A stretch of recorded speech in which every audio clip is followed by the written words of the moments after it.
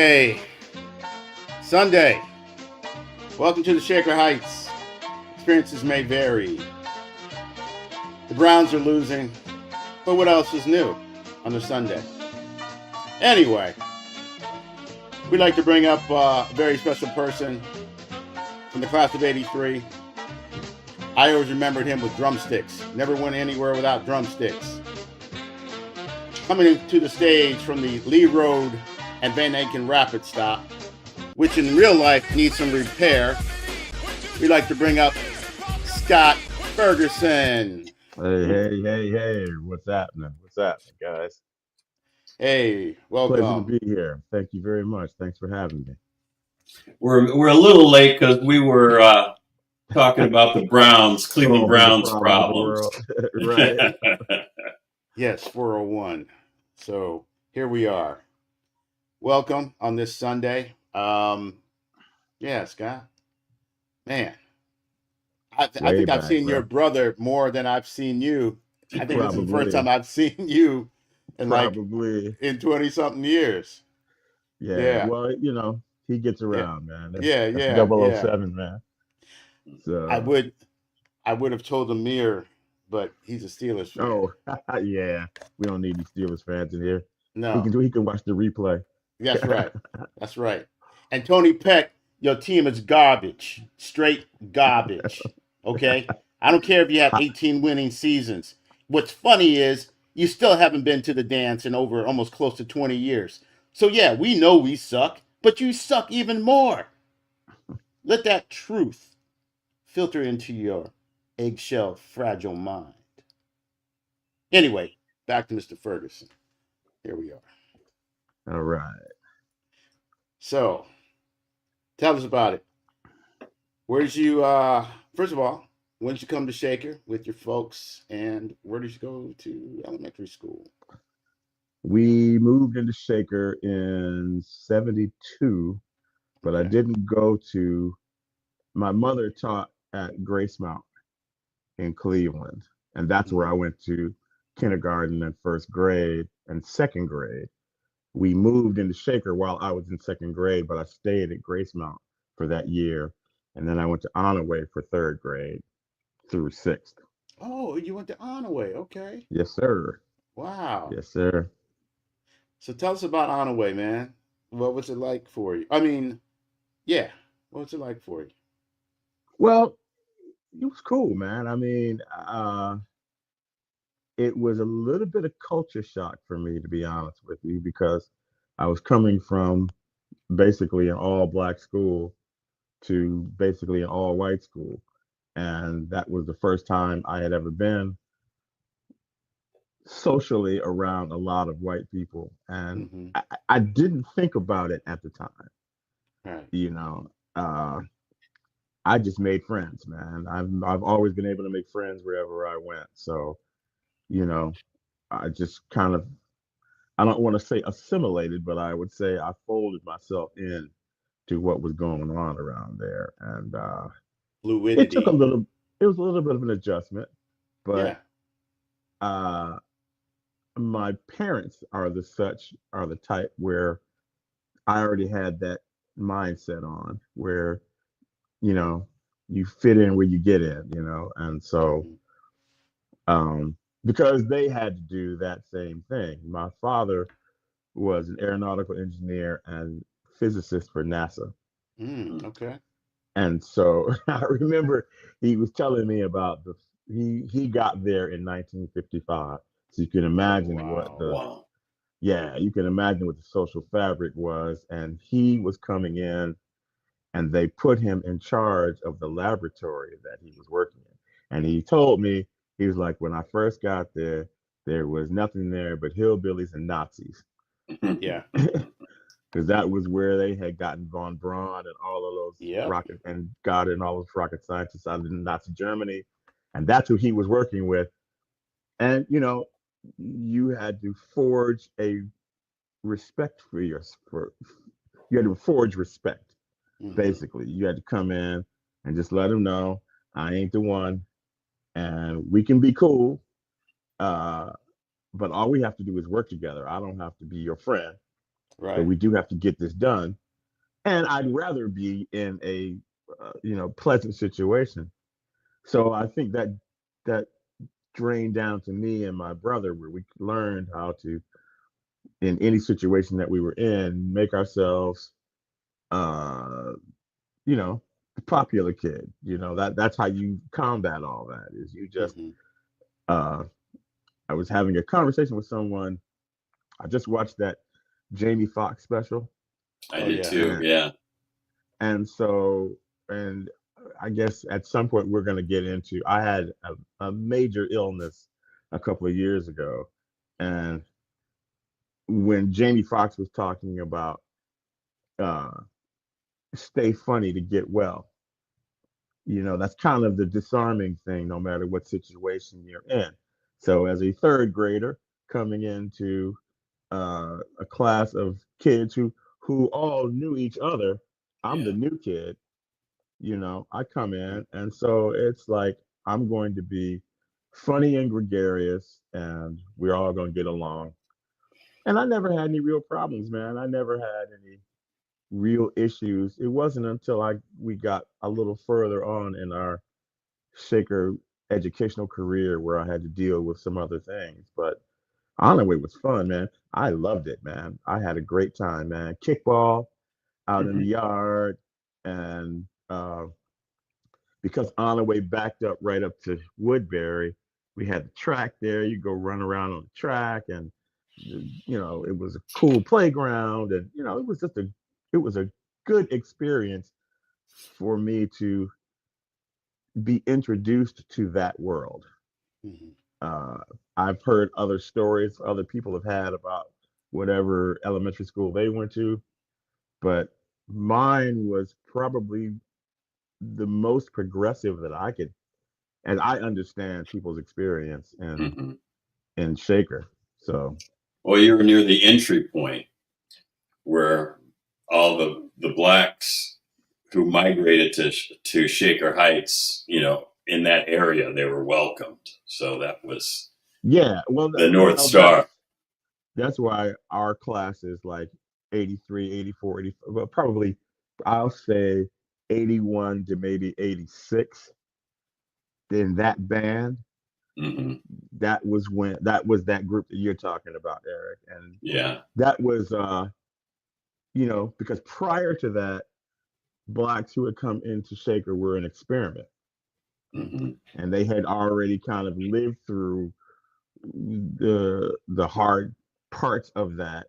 And by the time we got there, everybody had kind of figured it out. And I mean, there was still, look, like I said, as I got older, I started to recognize certain things that were a little out, and I dealt with them accordingly. But I think at that point in elementary school, you haven't developed all of that nonsense yet, Hmm. and it hasn't leaked in. And so, like when we played, we were just kids playing. That's all it is. And in most cases, if you leave the kids alone and let them just play, they'll just play. They won't bring all of that baggage in with them.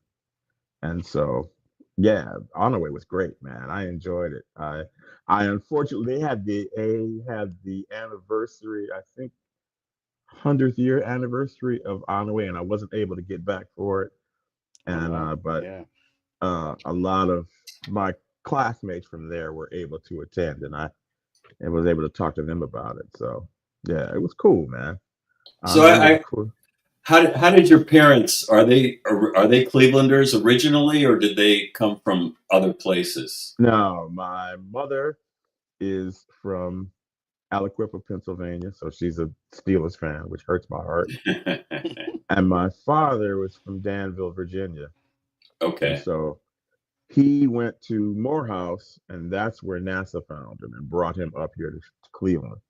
And my mother went to Edinburgh in Pennsylvania for she was a teacher and an administrator with Cleveland Public School Systems for like 40 years. Wow. So she when she graduated from Edinburgh, girlfriend of hers had been working here in Cleveland, and Cleveland public schools were hiring, so they brought her in, and then that same girlfriend was dating my father's best friend, and they introduced the two of them, and here I am. Oh, look at that. Yeah. Yeah. Yeah, it's Right on. pretty cool story. Yeah. So who So are some of you your crew at Onaway? My crew was like Trent Thomas, and Trent Thomas was one of the first people I met when I got to Onaway. So like Trent Thomas, Doug Folger, Donald Nixon, who were my crew basically through my shaker experience. well, that makes a lot of sense. Yeah, yeah, exactly. I mean, we were Donald and Trent lived next door to each other. Oh, okay. So yeah, so we all found our way to each other in some fashion or another. And then Doug Folger joined the fold, and that's who I hung with for most of high school, most of, like I said, most of my shaker experience. So you said this is part of our show vocabulary, assimilation. You said you didn't assimilate. So explain that. Okay, so I think because I had a close tie with my family, uh, immediate family and extended family, and I grew up on Stockbridge, right off of Harvard Avenue.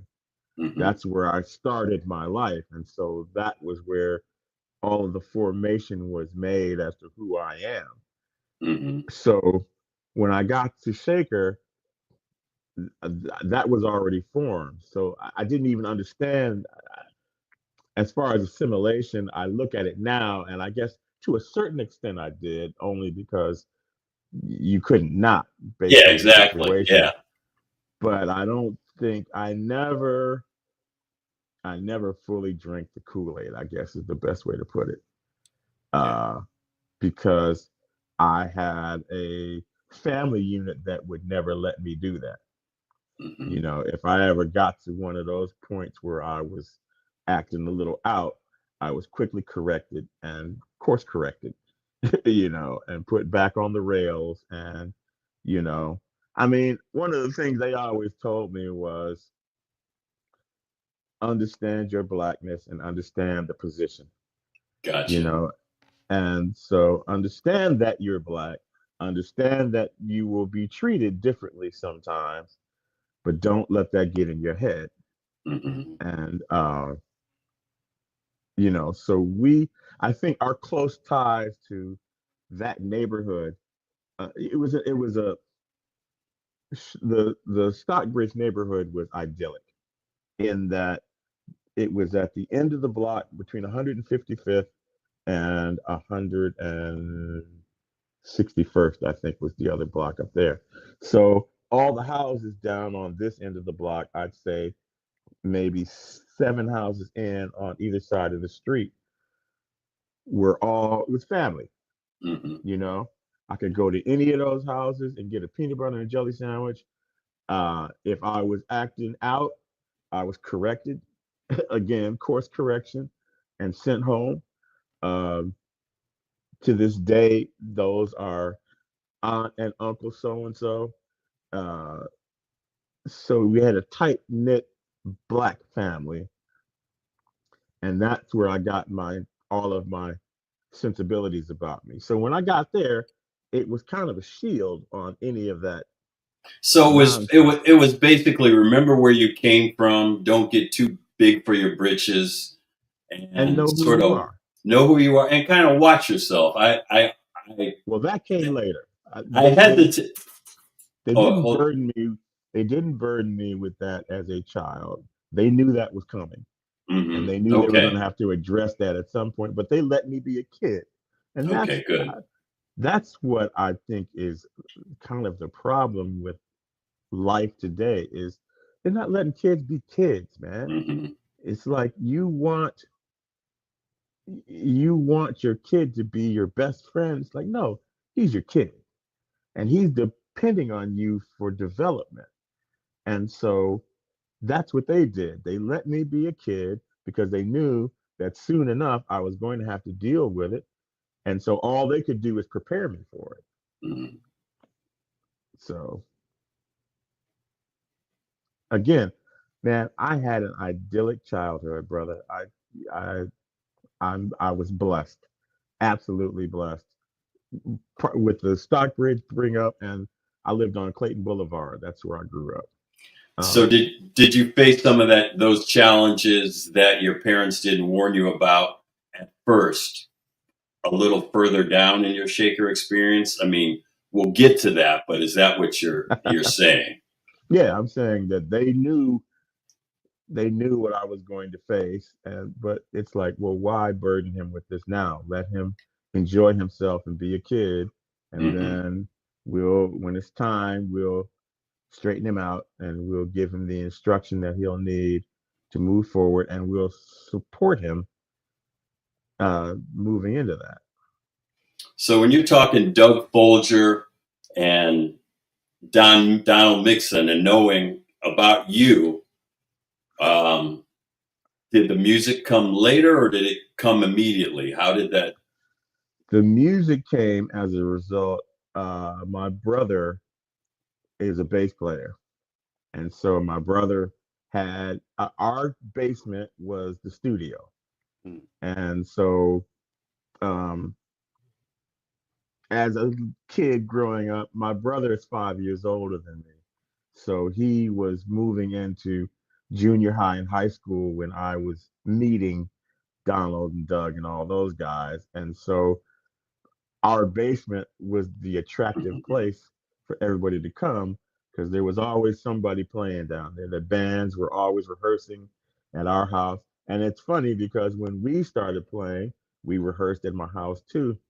And I was talking to my father right before he passed away, and I was laughing with him. And I was like, hey, man, I appreciate the fact that you not only put up with us playing, but you put up with us learning how to play. Yeah, that's even worse. Yeah. Yeah, I mean, Yeah. you were there from the very beginning when we didn't know how to play and we were figuring it out. But what he told me was, he said, yeah, but that was a small price to pay for me knowing where you were and who you were with. Yeah. Real Mhm. talk. My parents were always a step ahead of me, man. I, you hate to admit it, but the real is they knew what they were doing, and so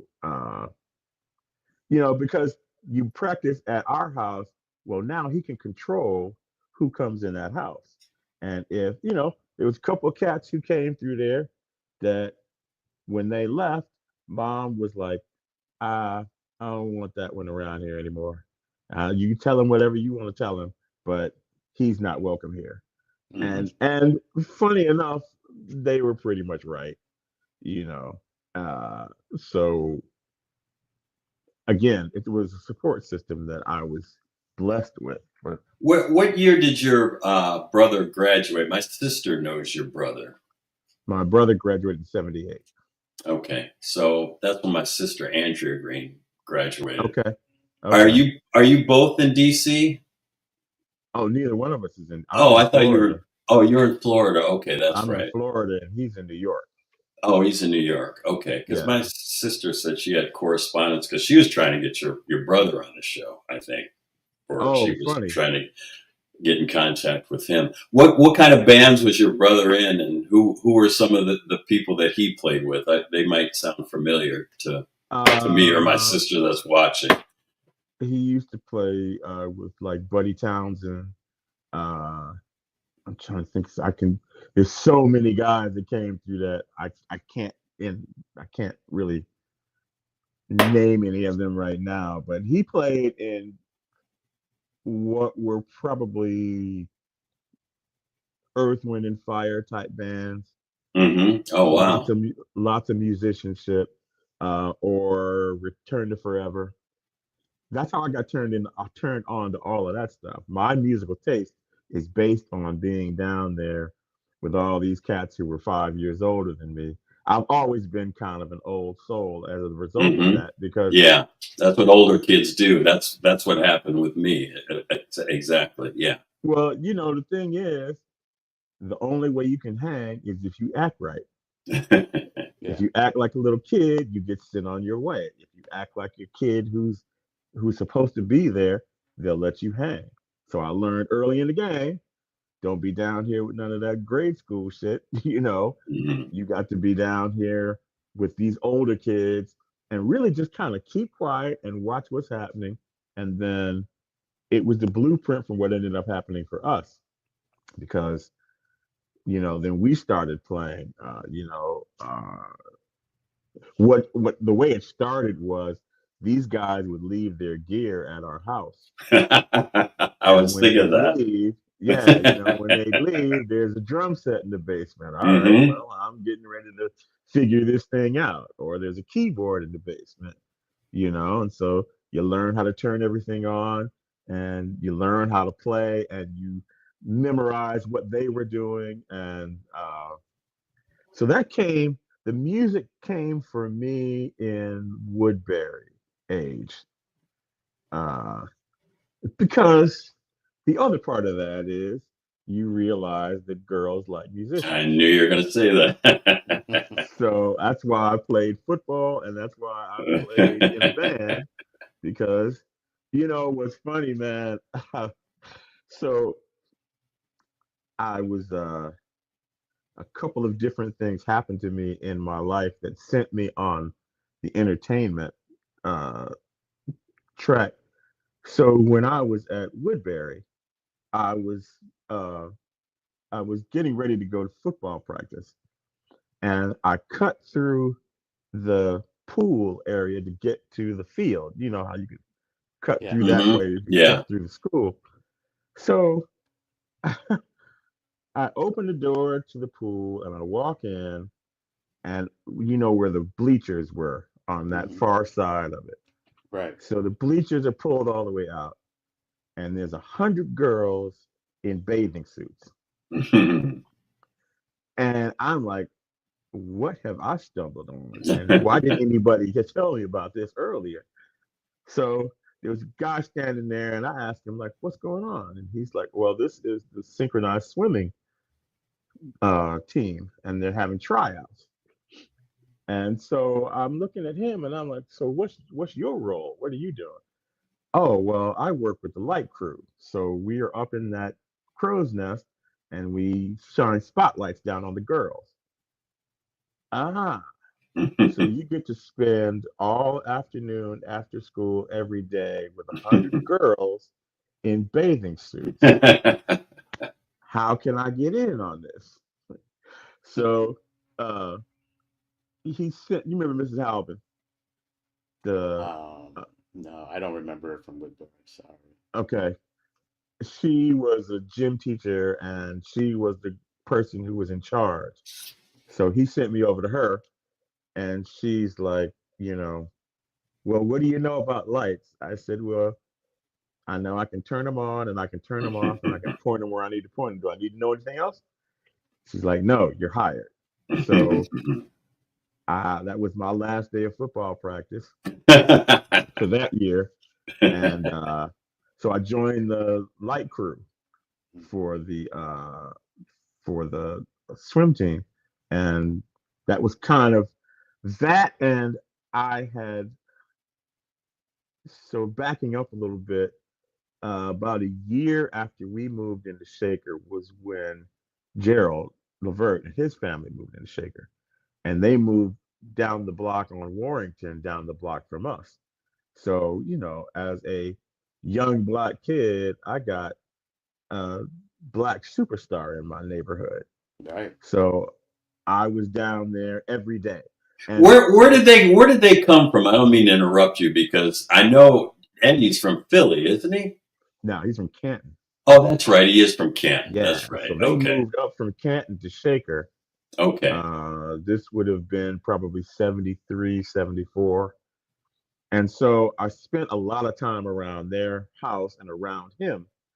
And he was the one who really introduced me to entertainment because whenever they would play like the front row or something like that, he would take me down there with Gerald and Sean. Wow. Yeah, man. So I'm getting that kind of education. Who were you meeting? Who were your? I mean, gosh, I can Anybody, imagine. everybody who was a black superstar in the 70s who was on like Philadelphia International or Motown, so it was Smokey and it was what was it, McFadden and Whitehead and Yeah. Yeah. you know, uh, Patti LaBelle, Aretha Franklin. I mean, anybody who came in town eventually found their way over Eddie's house. And Wow. so, And were you yeah, always there and meeting them every and time talking? Wow. and at the time I was too young to really understand who. I knew who they were, and I saw them on Soul Train, and I saw them, I knew That's who they were. crazy. But looking back on it now, I'm like, Jesus, man, you were in uh, Yeah. royalty, man. I Yeah. mean, every bit of it. So that's where I got the bug, to be honest with you. That was, Hmm. I remember the first time, like I said, he took me to the front row and he took me for sound check for the OJs. So now I walk into the front row, never been in the front row before, walk in and I see all of the lights and the sound gear and everybody's having fun and it's a real cool atmosphere. And I don't realize that this is going to change my life. This is where I'm Hmm. going to eventually this is going to be what my living is going to be in some regard or another. So uh and that's where I say that living in Shaker afforded me those kinds of opportunities. If I had been living somewhere else, I was introduced to people, and the best thing about Shaker was how we were exposed to so much. Oh yeah. You know, I 100%. mean, just like those trips that we used to take down to the Cleveland Orchestra and the whole arts museum system and all of that. Getting exposed to that kind of thing. Some kids it didn't register with, but I think people like us whose mindset was a little bit above the fray.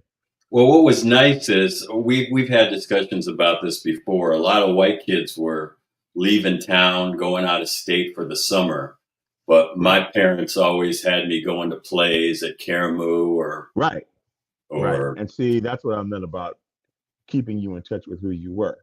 hmm. It's like, and the fact that we have a world class black theater like the Caramoo should absolutely be supported specifically by the what I will call the well-heeled black folks in town. Hmm. It's their duty to make sure that that institution never goes away because that's Thanks. the kind of thing that will enrich their children. You know, you may or may not have wanted to be there, but I'm going to tell you, when you look back on it now, you're glad you went. And that was a good time because that was the black renaissance of Cleveland Right, around 68 when Carl Stokes right. was running. My mother was involved with that, with the Urban League. And Yeah, my also father was my father was Urban League too, and she was and part of Mount Pleasant, which was a big, huge thing in the black right, community. She was very right. active with that. So yeah, Yeah, we were upwardly mobile. The young exactly, my parents exactly. were part of the young black people that were making moves in the community. Right. And see, And like my dad ended up being the EEOC representative at NASA because his whole idea was, uh, you know, while we do need folks out in the streets with signs, you got to be at the table right. to be able to make the change. So he was So, like, well, I'm gonna get on the inside and they can't deny me my talent because it's obvious. You brought me here because of Hmm. who you know I am. So now I'm going to embed myself in this organization in a way where when it's time, like my father ended up making a lot of very wealthy black folks because he was instrumental in them getting contracts with Mhm. NASA because the government had to give away a certain percentage of business to minority businesses. Right. So he made sure that those dudes were in line and ready for that to happen. And then on top of that, he was bringing he was bringing black kids into the sciences and bringing them into NASA as scientists and working for them. So, How was your dad one of the first uh, black engineers at NASA, or was oh yeah, he? Yeah. yeah, yeah. It was him and maybe a couple of other guys, but like he said, it was hillbillies and Nazis when he got there. So, you know, Werner von Braun yes, and the yeah, he Seven worked Hills directly. posse. Right, he worked directly with him. In fact, he had been sent over to Germany by NASA to uh, to talk Von Braun about into coming to the United States. So Wow. yeah, that's what I'm saying. I mean, I interviewed my dad before he passed away. Oh, I've got great. yeah, because my brother and I were like, man, you got a story. So like when you see Hidden Figures and all of that, he worked with all of those ladies. He knows all of them. Uh, I watched the movie Apollo 13 with him because the weekend that happened, they called everybody in to every base on in the states because they had to figure out how to get these guys back home. And I remember it vaguely as a kid, Wow. but but when we talked about it as the movie was playing on, like he said, the movie was pretty accurate in the way that they, depicted that whole thing. So I like I said, looking back in my life, I have been privileged, extremely privileged, and have been close to history in a number of ways that now I understand. At the Hmm. time, I Right. didn't get it, it didn't register, but now I look back on it and I'm like, wow, man, I was around these people. I was, uh, I, and so again, very privileged. So, So at Shaker, you talk about the crew you guys were hanging out with. You got more into music. Um, Even while at Shaker, what was your musical plan? If you kind of knew back then what you were going to get into, get a did record you? deal, get famous, and get girls, man. That Yeah, was yeah, the plan, the short term plan was get girls. The long term plan was get a record deal and get famous. yeah. Uh, I mean, when you look at the number of, I was laughing with Mike the other day, the number of musical careers that were launched out of our basement. Mm-hmm. I mean, countless dudes, man, who are now out there doing it in the world, man.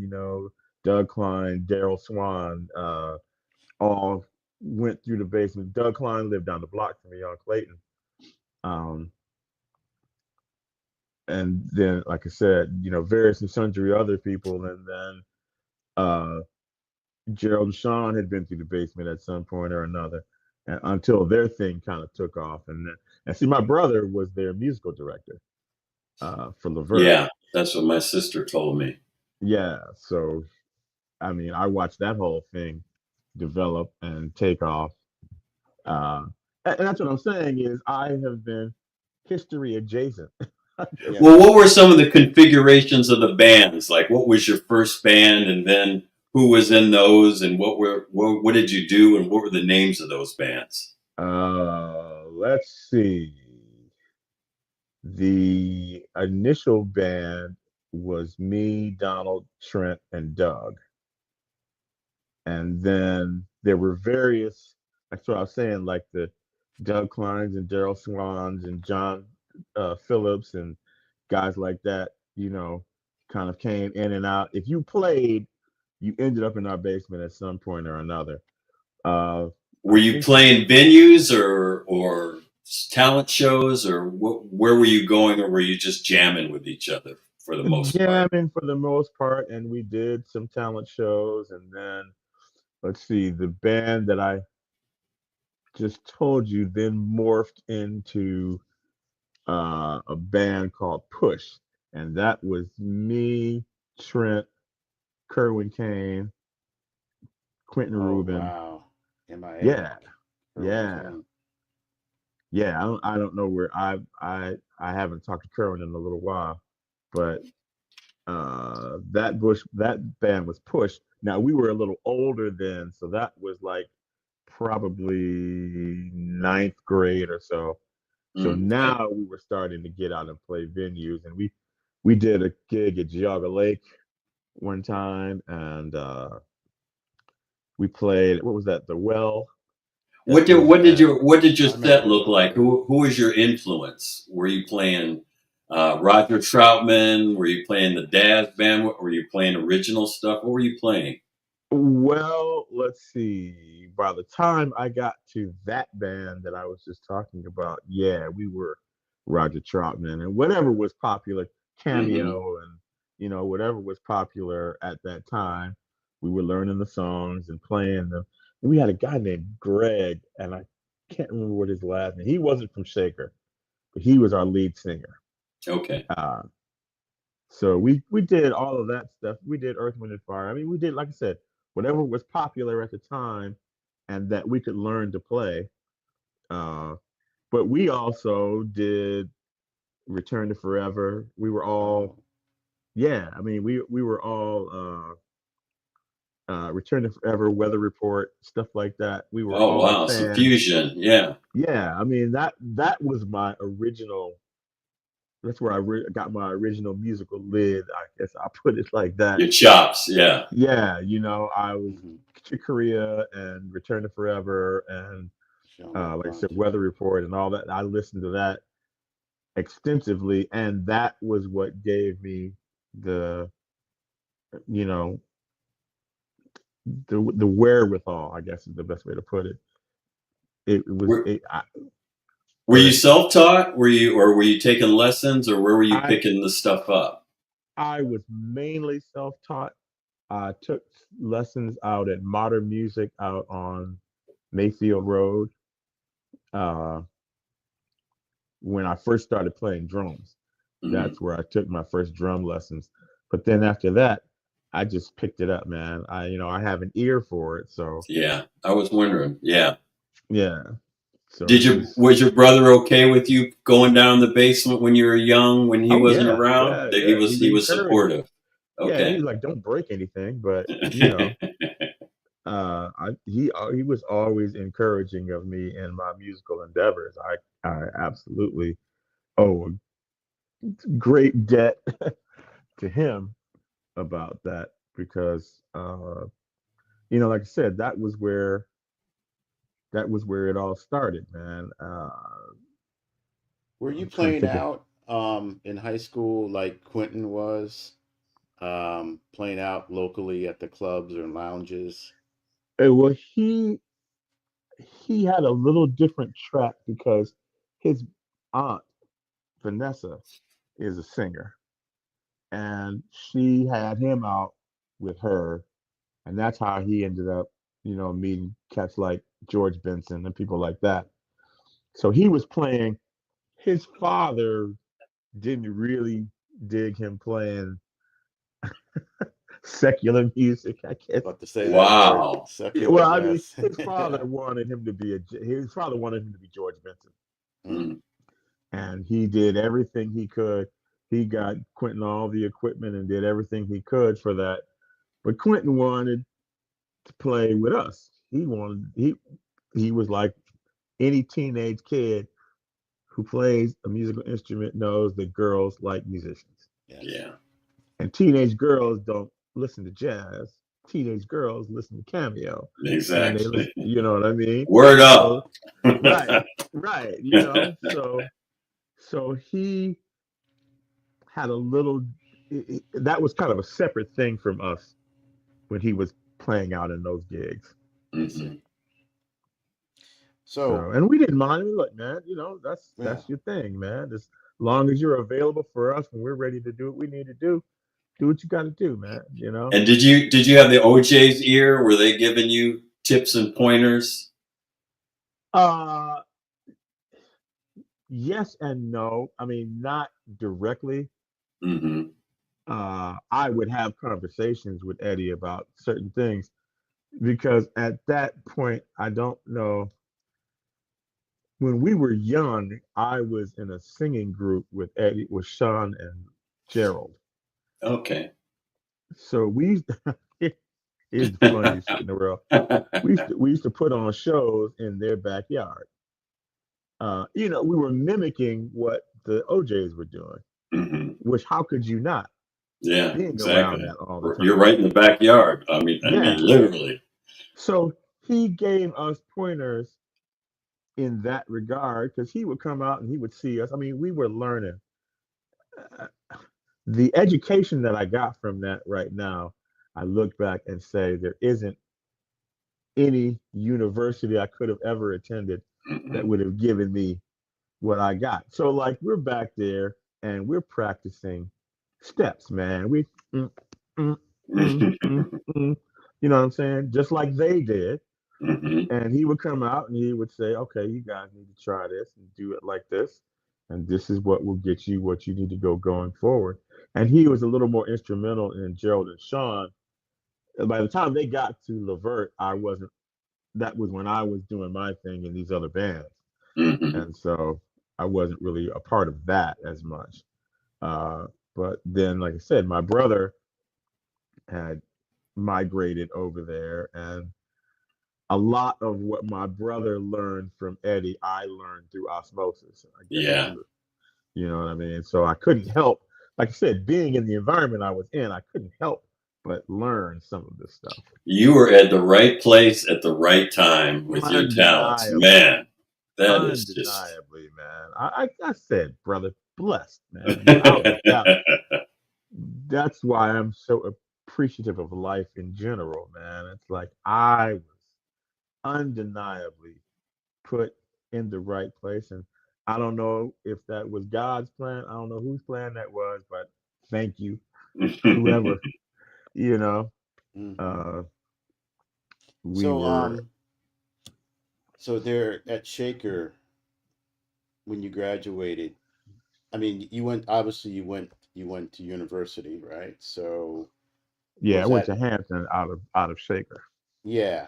So you're like one of the few because I know we've had people earlier on episodes who were like a handful who knew and appreciated the historically black college rap, Right.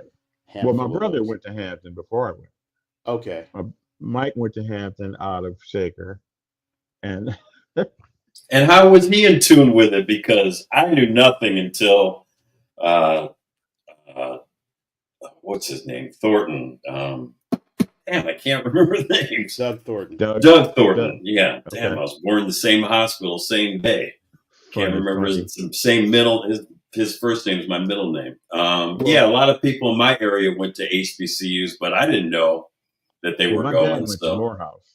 oh, So okay. I was So, I was gotcha. already indoctrinated in the HBCU thing. I mean, trying to think of who. My uncle Cecil went to FAM, and my aunt Selma went to Spelman. Okay. So it was in the family already. And Hmm. Okay. so Mike went to Hampton, and here's a funny story. So I go down. I'm doing my college tours and all that. I go down to spend a week with Mike at Hampton.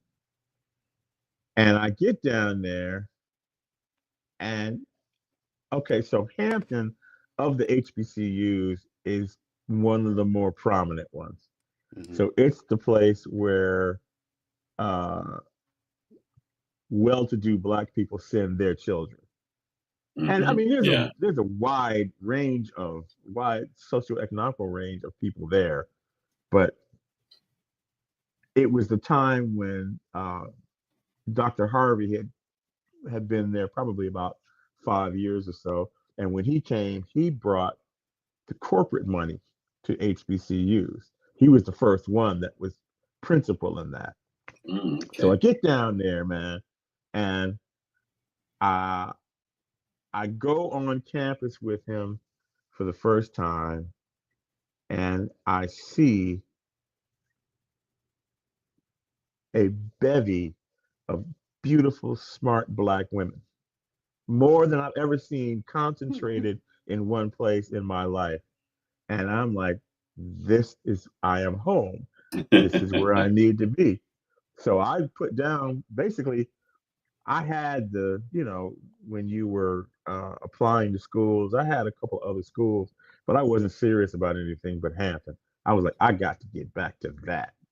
And sure enough, man, again, another place where I met a lot of very cool people who are now doing very cool things. And it was a, it was the best place for a progressive black kid Hmm. to be. Although it was culture shock. Yeah. So going down there from Shaker, uh, I remember having a conversation with a brother.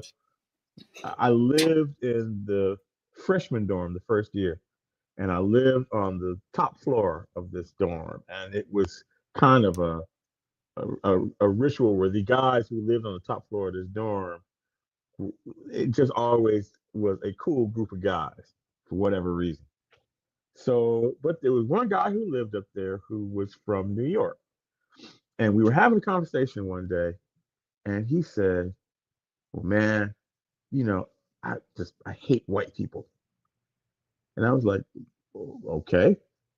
I was like, "Well, you probably don't know a lot of white people, but," well, he said, "Look, man, here's the deal. In my neighborhood, when a white person showed up in my neighborhood, that meant that we were getting ready to lose something. Either they were taking our TV or they were taking our father, or something was going to leave with them when they came in the neighborhood. And the only time that happened was when I saw them. And at that point, I was like, wow, okay, I Yeah. now understand your point of view.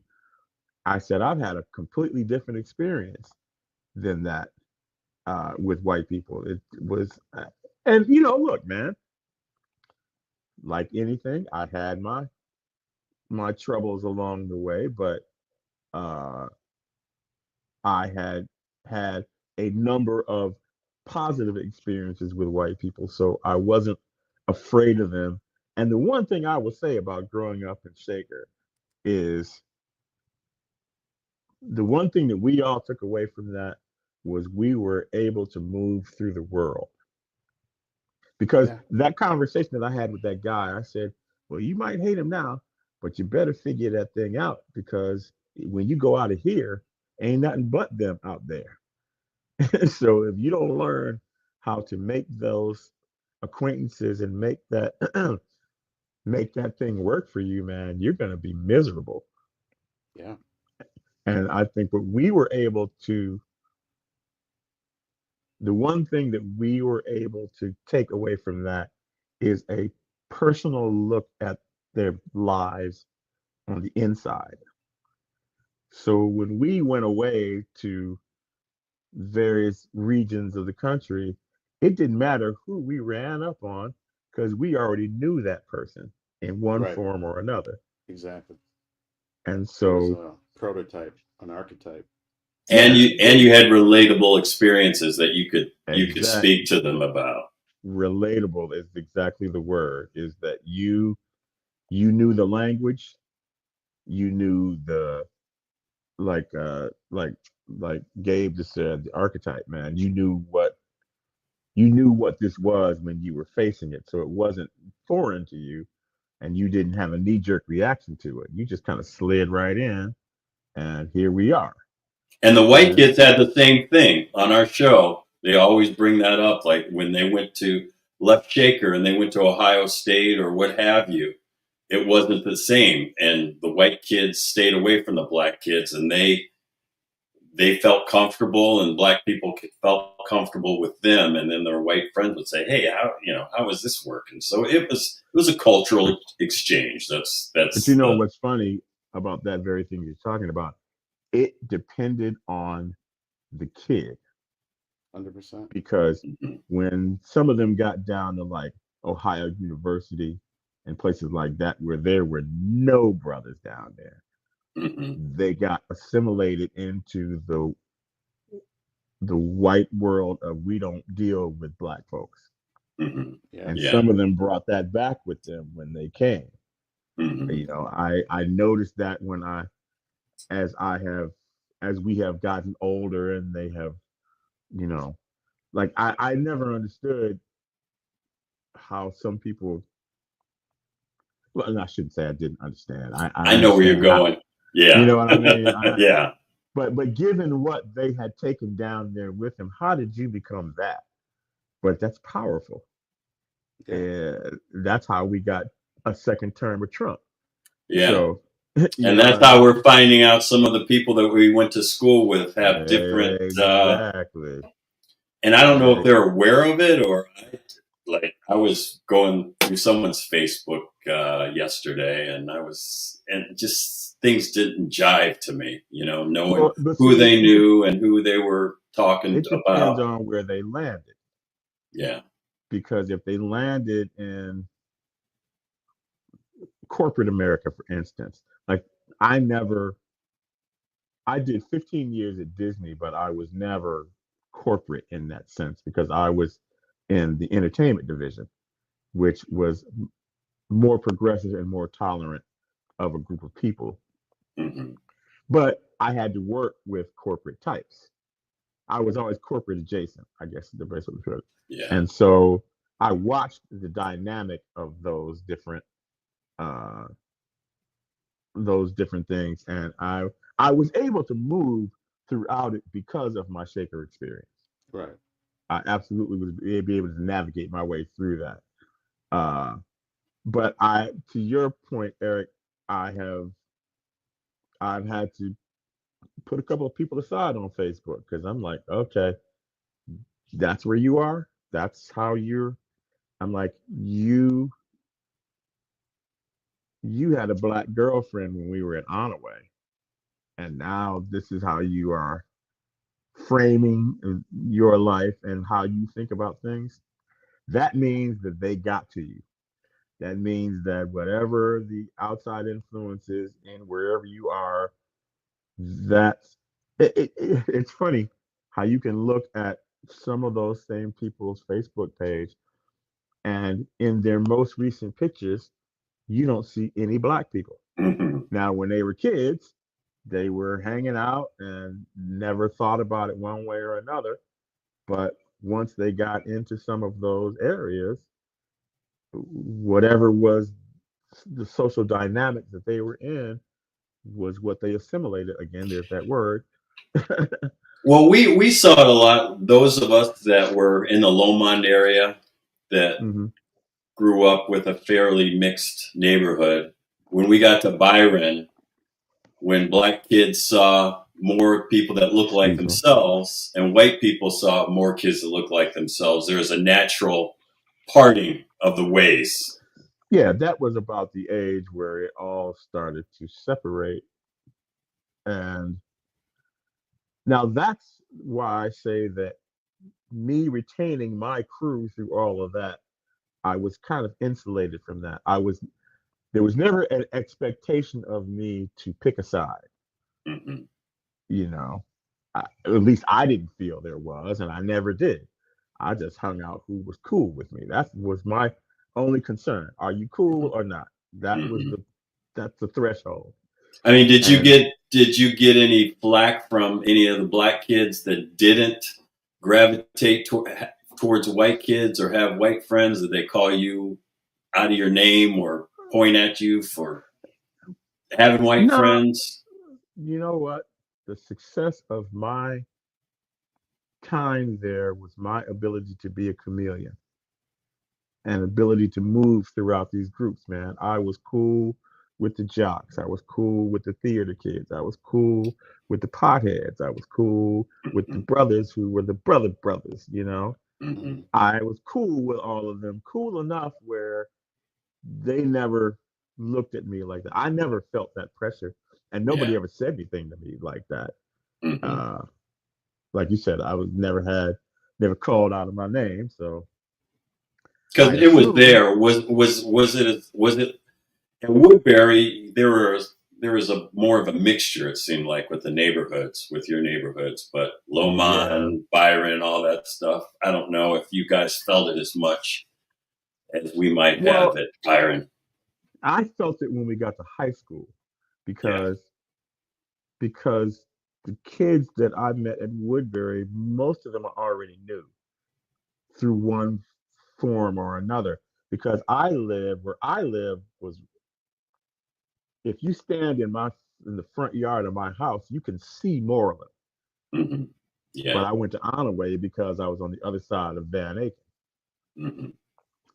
But I knew the Moreland kids. I knew them because I would just see them in the neighborhood, or I had a couple of friends that were over in that neighborhood, so I would go hang out over there. So I already knew them when I got to Woodbury. But you're right that the schools that had the elementary schools that had more black kids in them all went to Woodbury, Yeah. and the schools that had fewer black kids went to Byron. So fewer black kids, as a result, went to Byron, which was probably why they gravitated towards each other.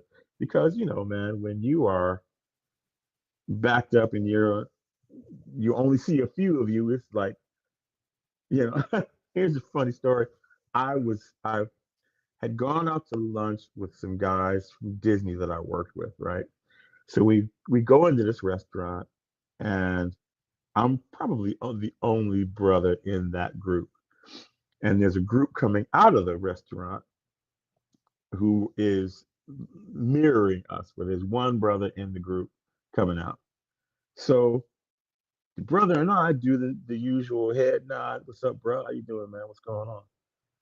And so we go into the restaurant, and one of the guys I come in, and he's just sitting there looking at me.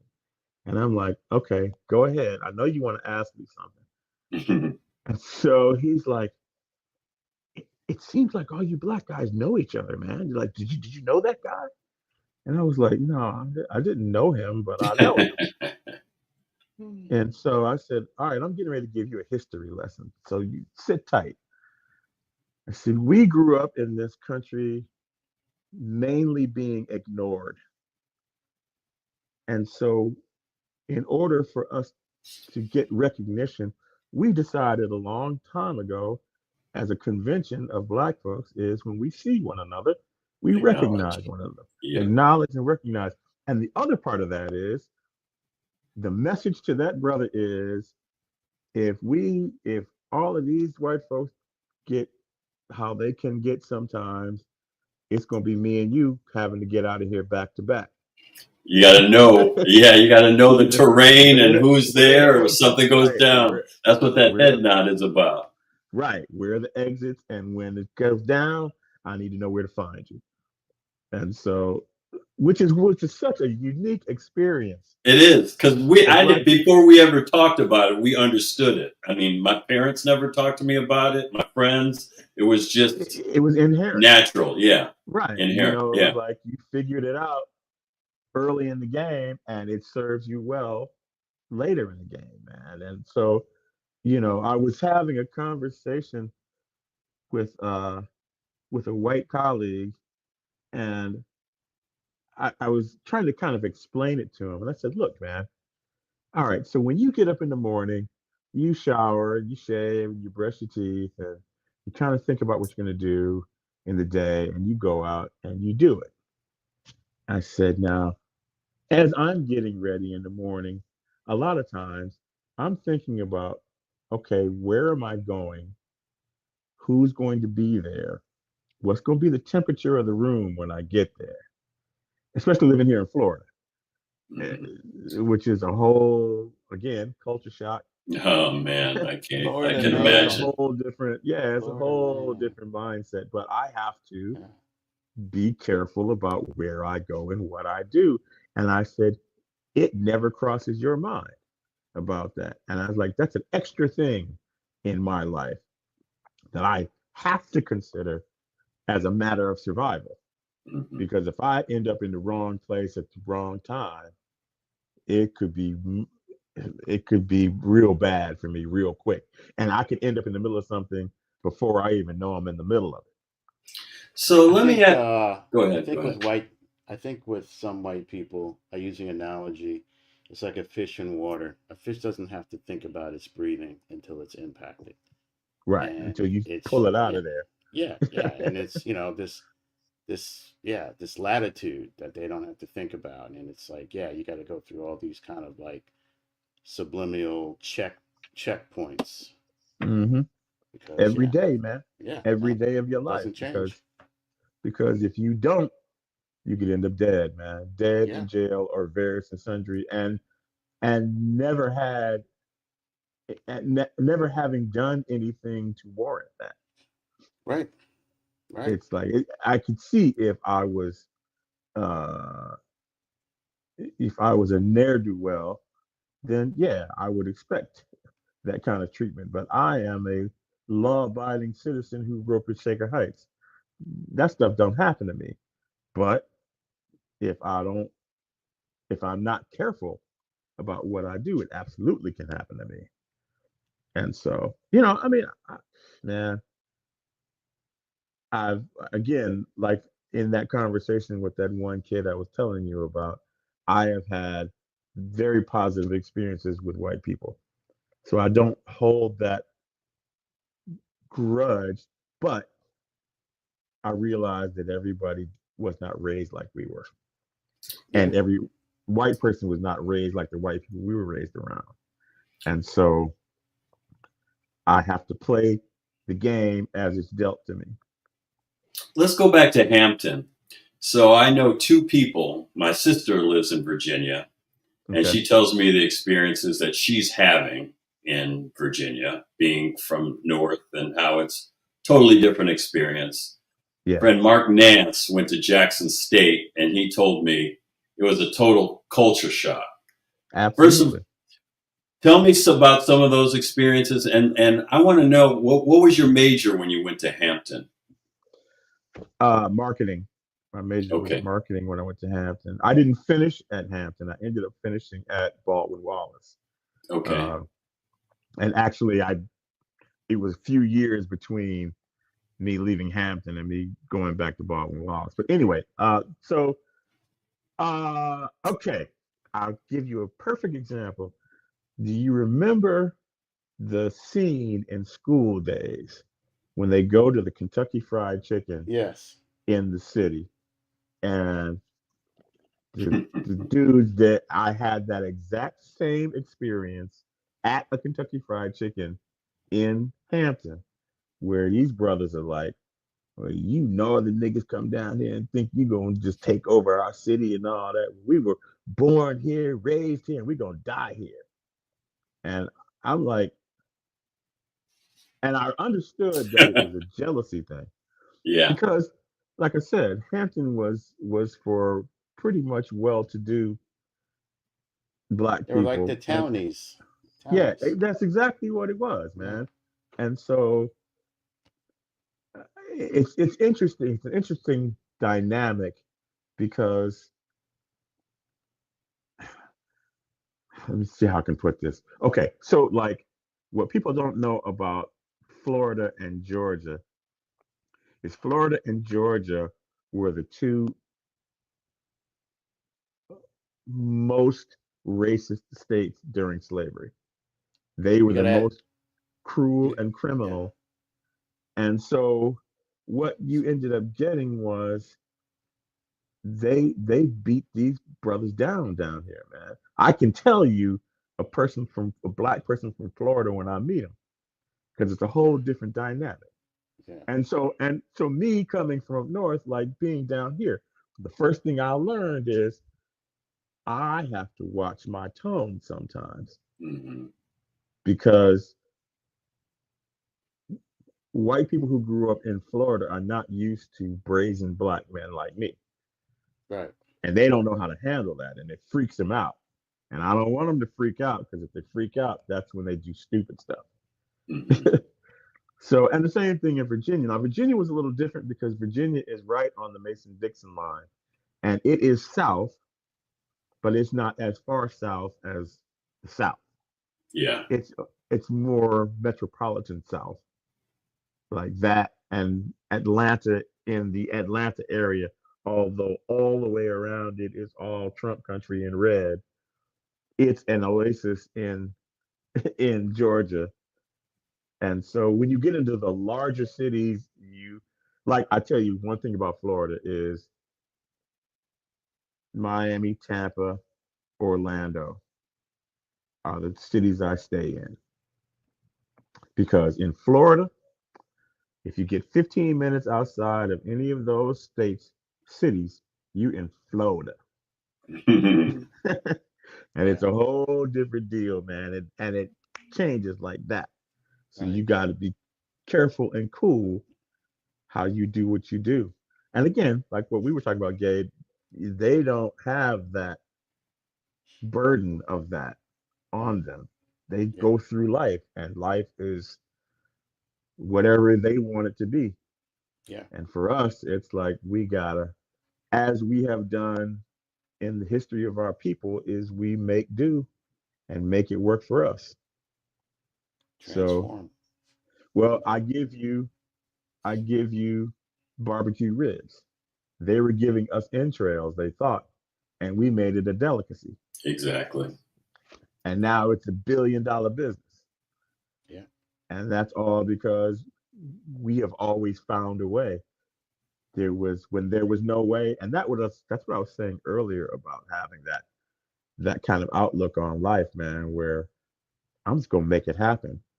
Right. So I of the uh oh, go ahead. I don't mean to take Well, your let me. program. Well, here's the thing. I know we're going into cultural things, but I also want to follow your music track. Okay. You went into marketing. Did you have an idea that music was gonna you were gonna meld that with marketing somehow, or No, not really.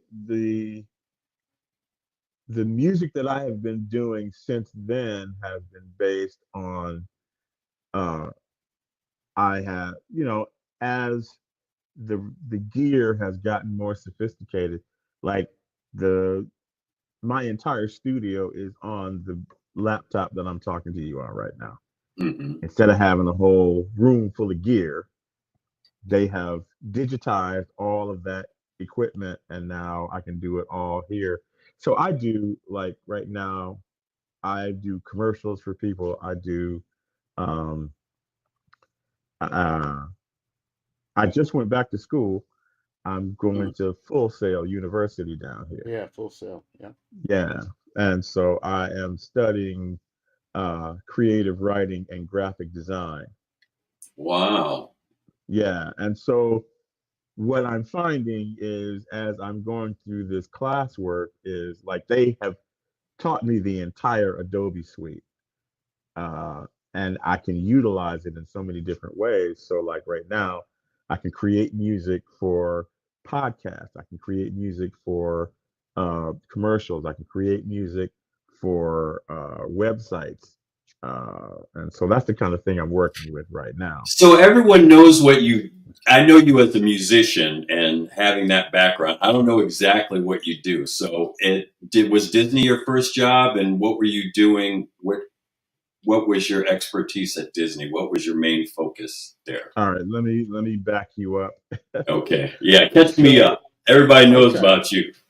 so when I came back to Cleveland from Hampton, I ended up getting a job at the Improv down in the flats. Okay, I remember that. And so I worked there for probably 8 years and got to the rank of manager of the club and worked with a number of comedians of note that you would know now. who have now gone on to do the Drew Careys and people like that. And so again, the bug of the entertainment world bit me again, and I got in there like that.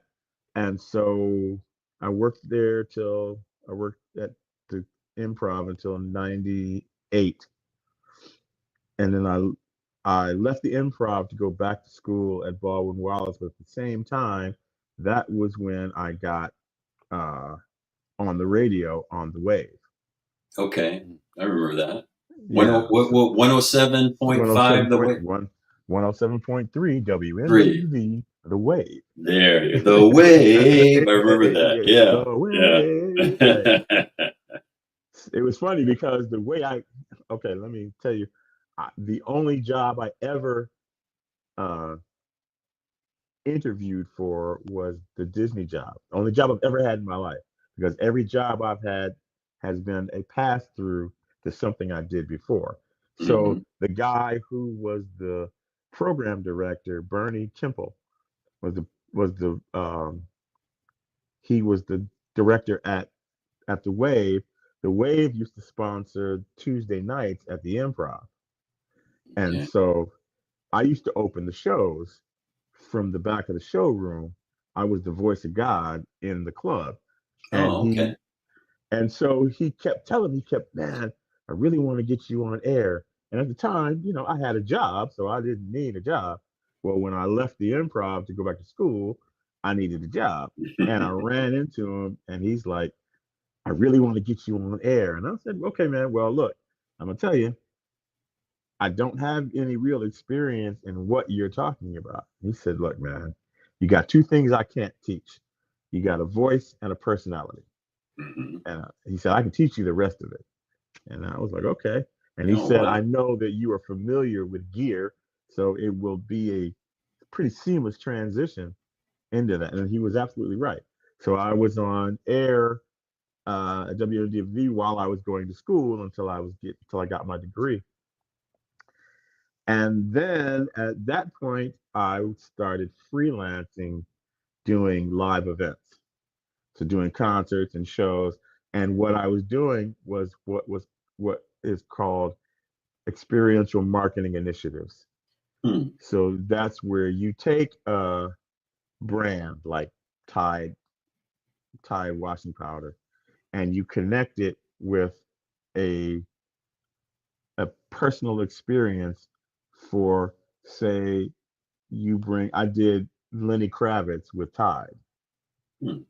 So you do a show with Lenny Kravitz. Now all the Lenny Kravitz fans uh, are now inundated with Tide because it's plastered all over everywhere you are in the venue. So the that's where the marketing came in, because I understood the concept of all of that. And I was able to create these events based on the marketing mix of these different companies. We worked with Absolute Vodka, Nike, Coca Cola. We did the introduction of when Kobe went back to Nike. We did his show debut. I'm sorry, we did his shoe debut in Los Angeles when he was playing for the Lakers. It Hmm. was stuff like that. So it was marrying what the marketing people call touch points. Yeah. Touch points in your life. We're going to marry your touch points with our brand and bring you into the fold. And so from probably 2000 from 2000 to 2004, I was doing that full-time freelance.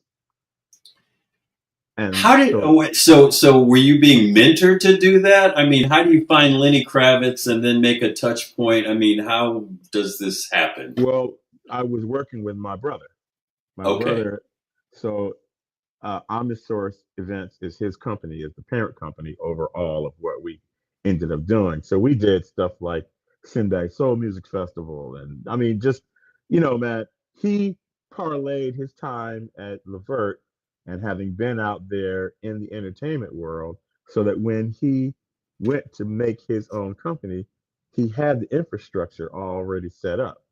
So we knew all the guys who had all the gear when we needed to get gear in a place. We knew all the guys who worked in the different venues like Madison Square Garden and places like that where we had either done an event there or he had played there and we knew the right people in the right places. Again, to make the connections. Yeah. And that comes back to what I was saying earlier about getting all that swagger and information from Eddie Levert. We understood what that whole thing was early in the game. And so it was not, it always seemed like we should be where we were. Like we were never out of place. Yeah. So whenever we got into one of those situations, we were the cool guys, cool Ferguson brothers, man, love you guys. But that worked for us, and it works for us today, man.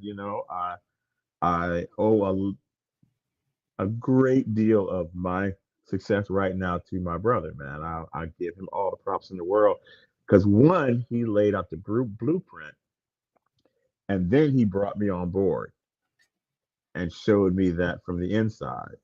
So, like I said, I'm meeting with these marketing guys. I know how to talk to the marketing guys. So, 2000 to 2004, I'm working mainly for him and that company. And in that time, a friend of mine called me who was working for Disney, and she said she needed a production manager for an event that was going on, and could I come down? So I'm like, yeah, I'm not booked for that time, so I it's how I ended up in Florida in the first place. My parents had already bought property down here because they were planning to retire down here. And so when this person asked me to come down, I already had a place to stay, so it was cool. So I was like, okay, I'll come down for that. So what it ended up being was the christening of the Disney Wonder. That was when Disney was first getting into the cruise ship business.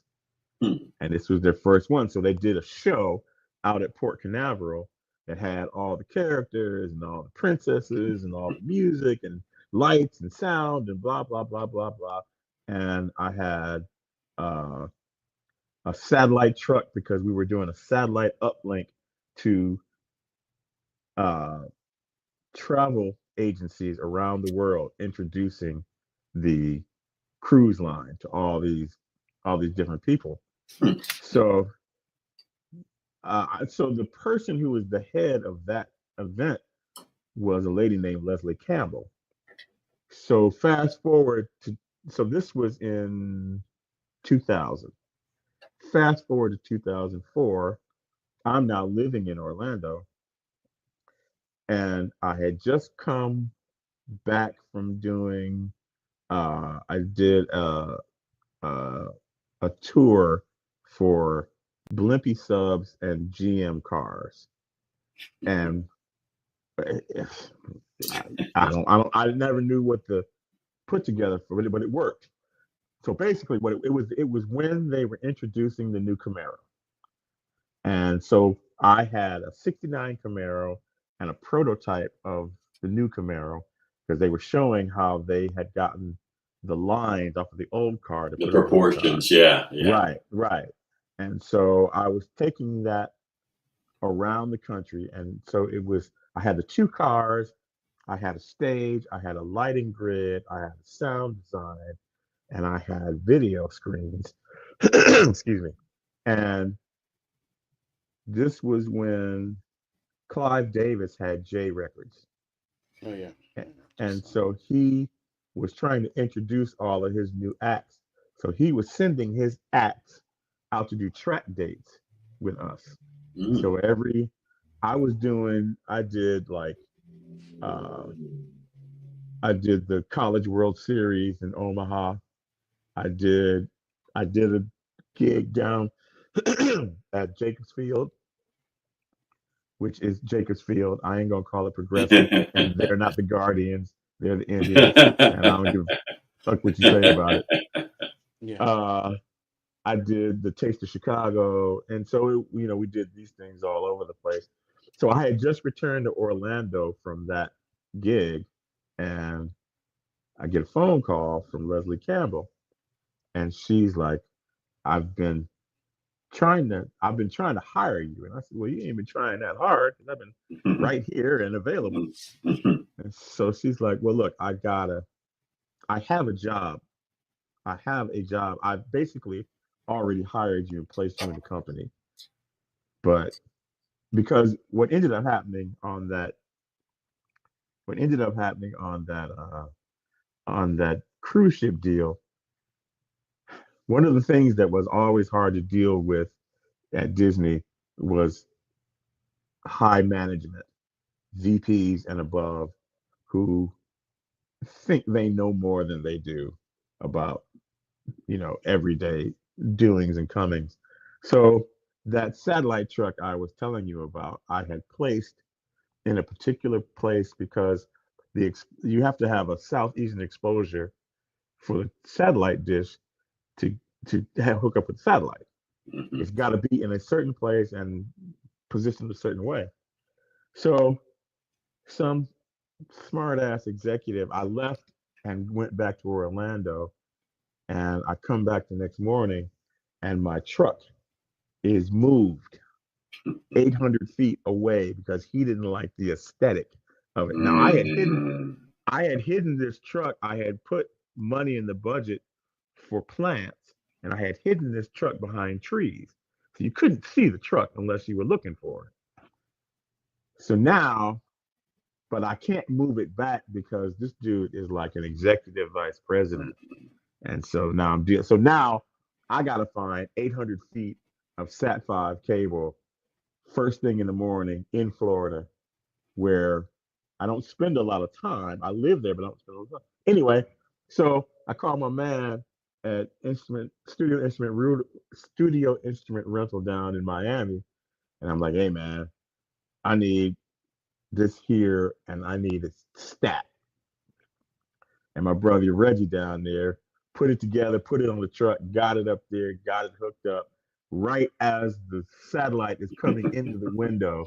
And so Wow. I essentially saved the day there. And she remembered that because it was like, that was one of those things where it couldn't not happen. Right. And so she saw in me, look, man, I've been a hustler the whole time, man. I've had to do that sort of thing in every production that I've ever had to do. And I didn't have the benefit. Like when I got to Disney, I had the benefit of their warehouse and their vendors. So I Which could you get never had. Yeah, I could before. get anything I needed anytime with a phone call, you know. But I was able to do that. I wasn't working for Disney at the time that I did that. So she was able to see, okay, this kid can hustle and can get it done.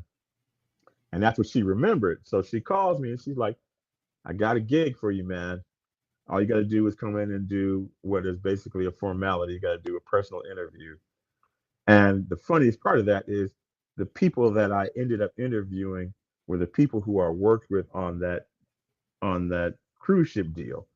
So Yeah. they already knew So they me. knew So they your were work. like, right. So that's why it was a formality. So That's I why ended it's up, so. That's why it's so important to know how to do things analog.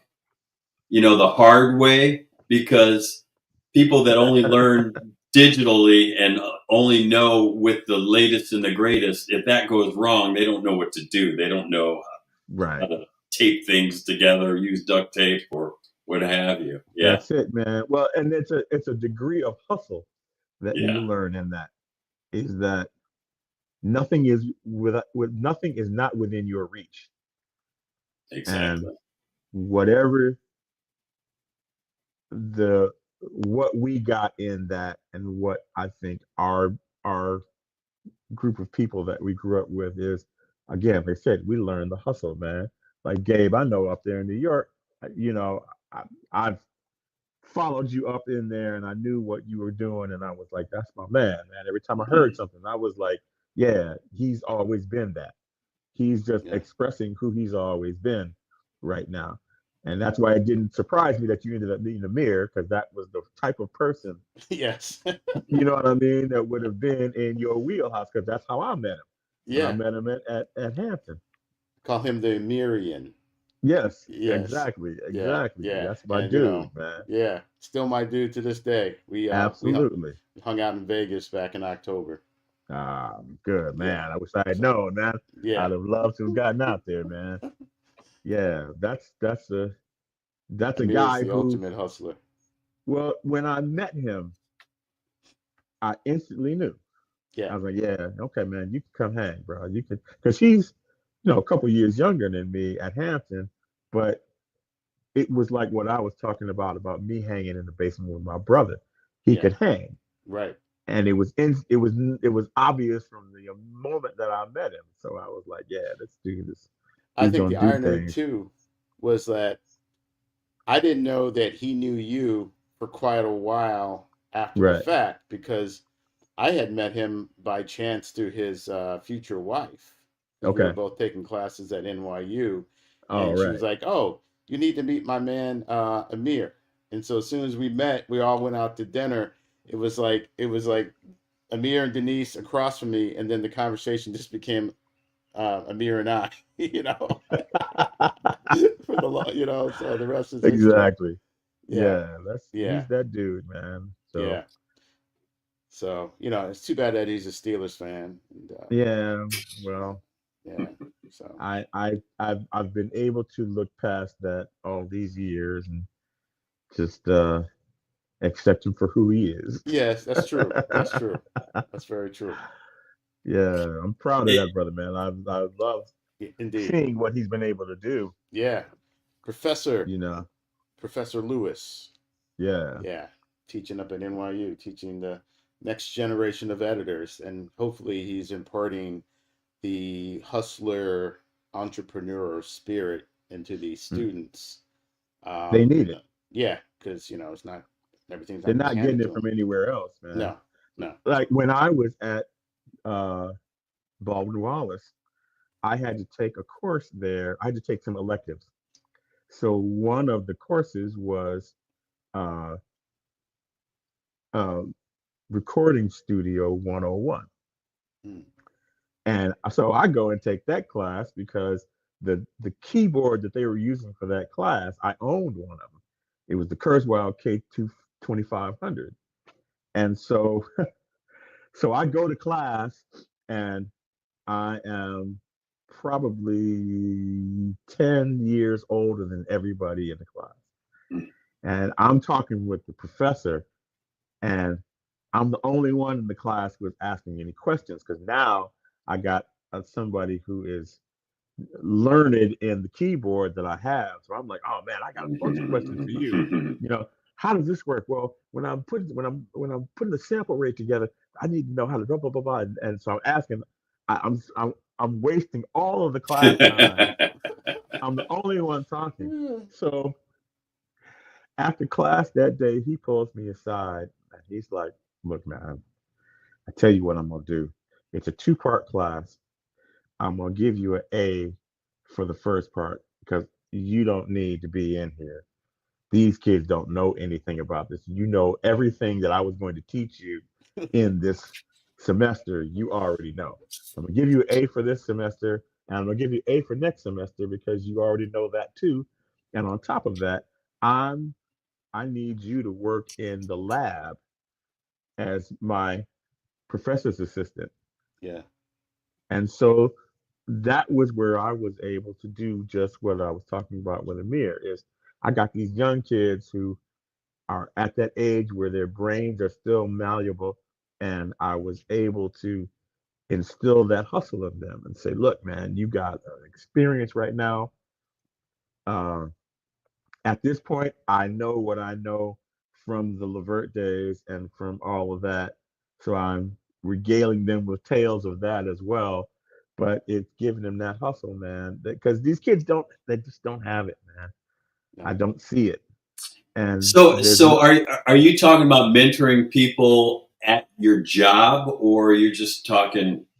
I don't know who this Amir guy is that you two are oh, I talking went to about. Hampton with Amir. Okay. Okay, so then I found out that Gabe knew Amir. I don't remember how I found that out, uh, but I was like, yeah, this was after Gabe met him after we went to Hampton together. So I met Amir first, and then Gabe met Amir as when he went back to New York after he left Hampton.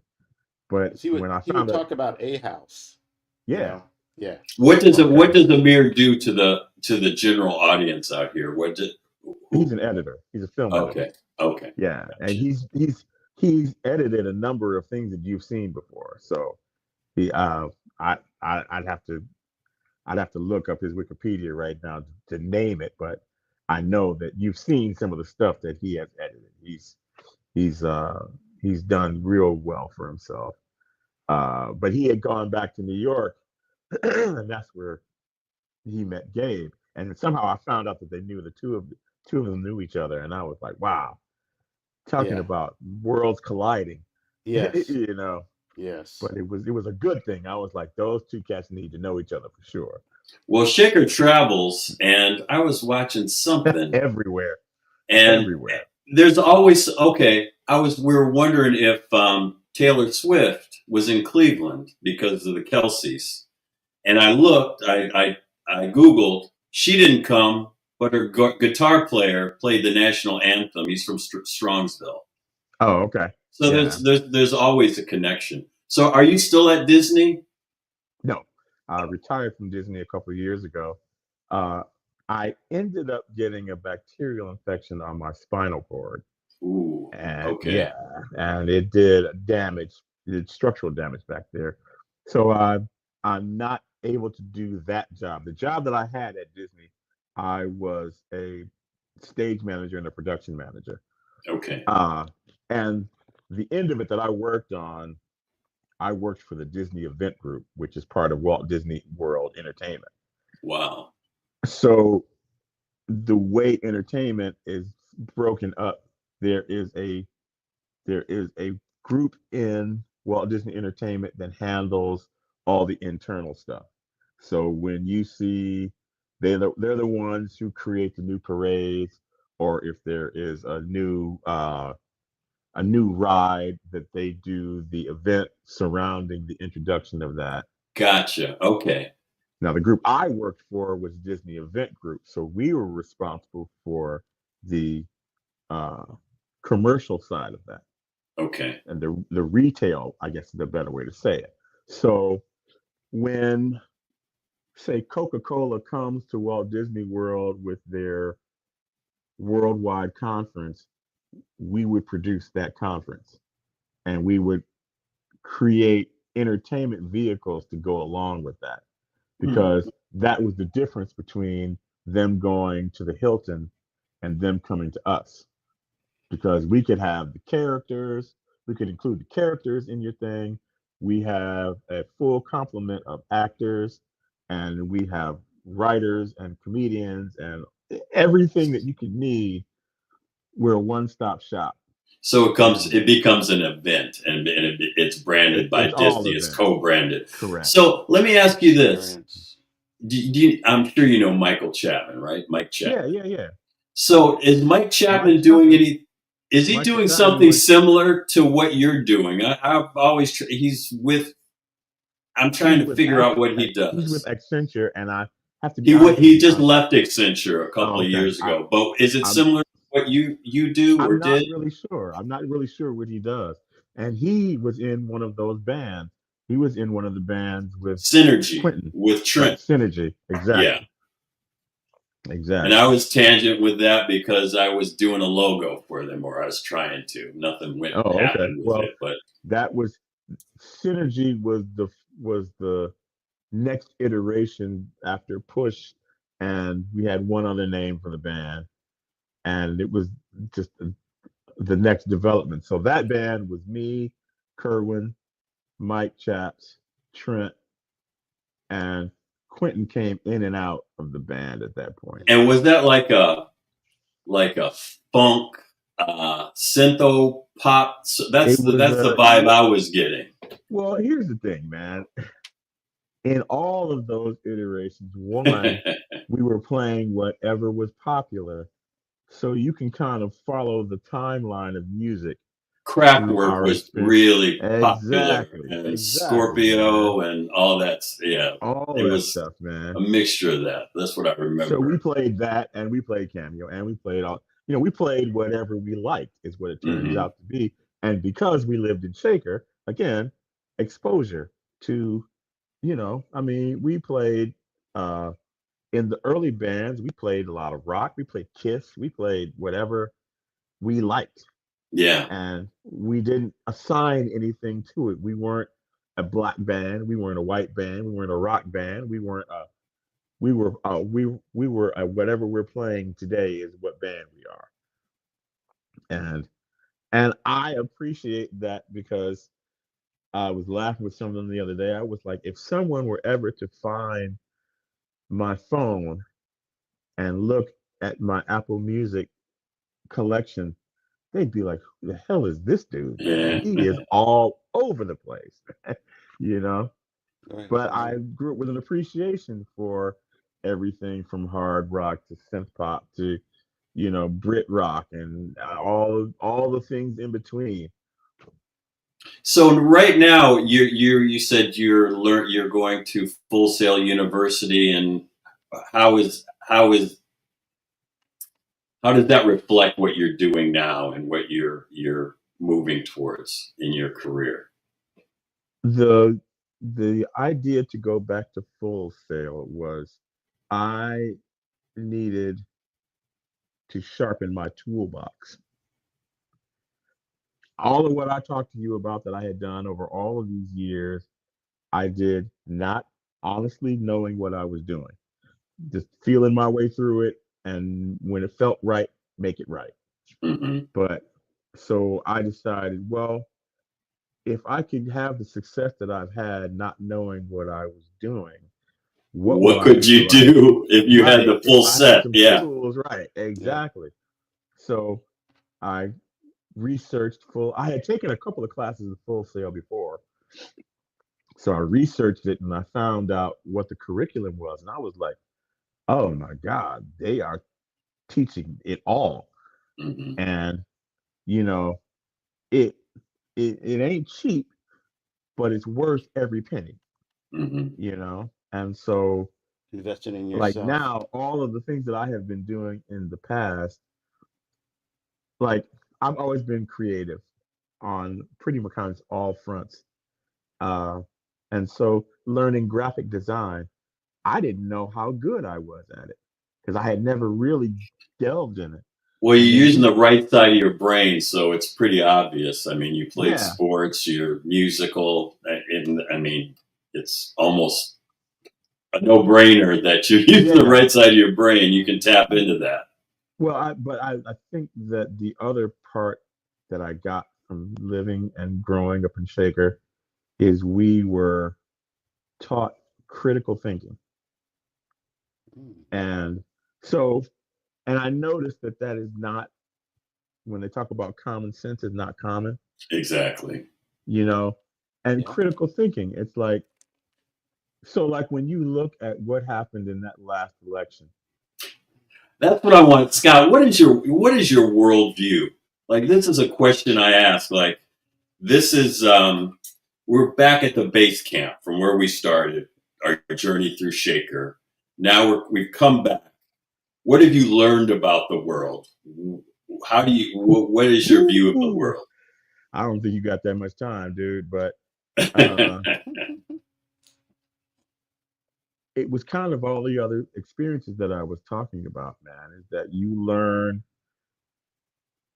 What I've learned is how the world views me, Hmm.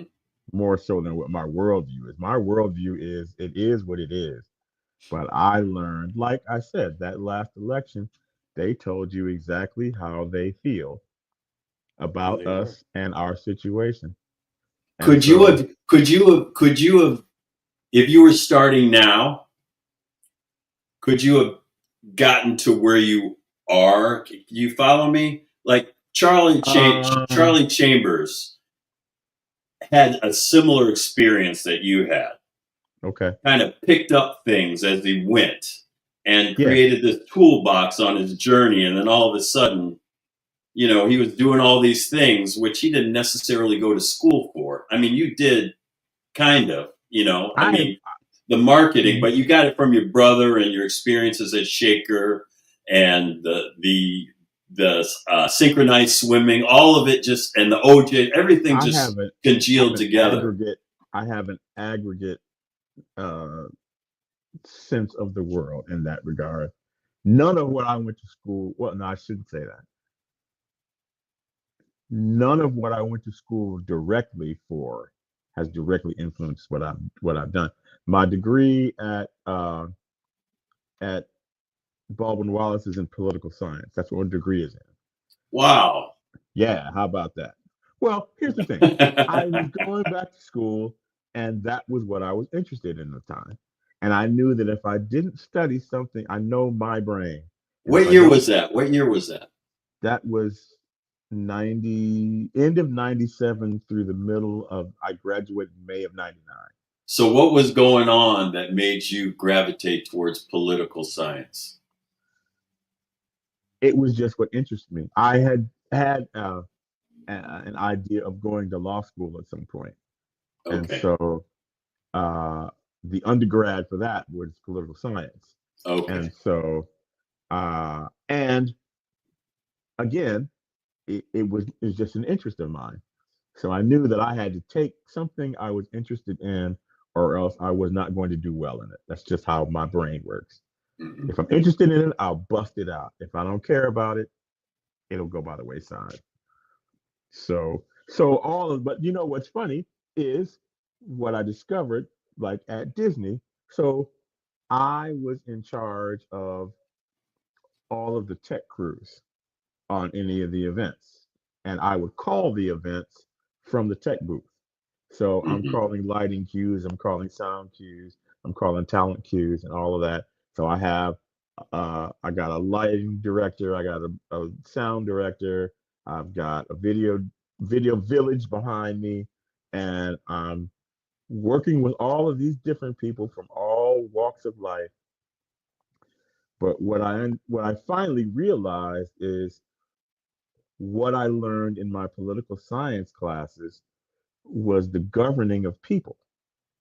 Mm. And so I learned how I took a lot of those unconsciously, subconsciously, I mean, subconsciously, I was taking a lot of the lessons I learned from Machiavelli and all the other, uh, and Treatise and all the other guys who had put these books together, and I had studied all of this stuff and didn't realize I was using it until one day I looked up and I was like, wow, man, okay.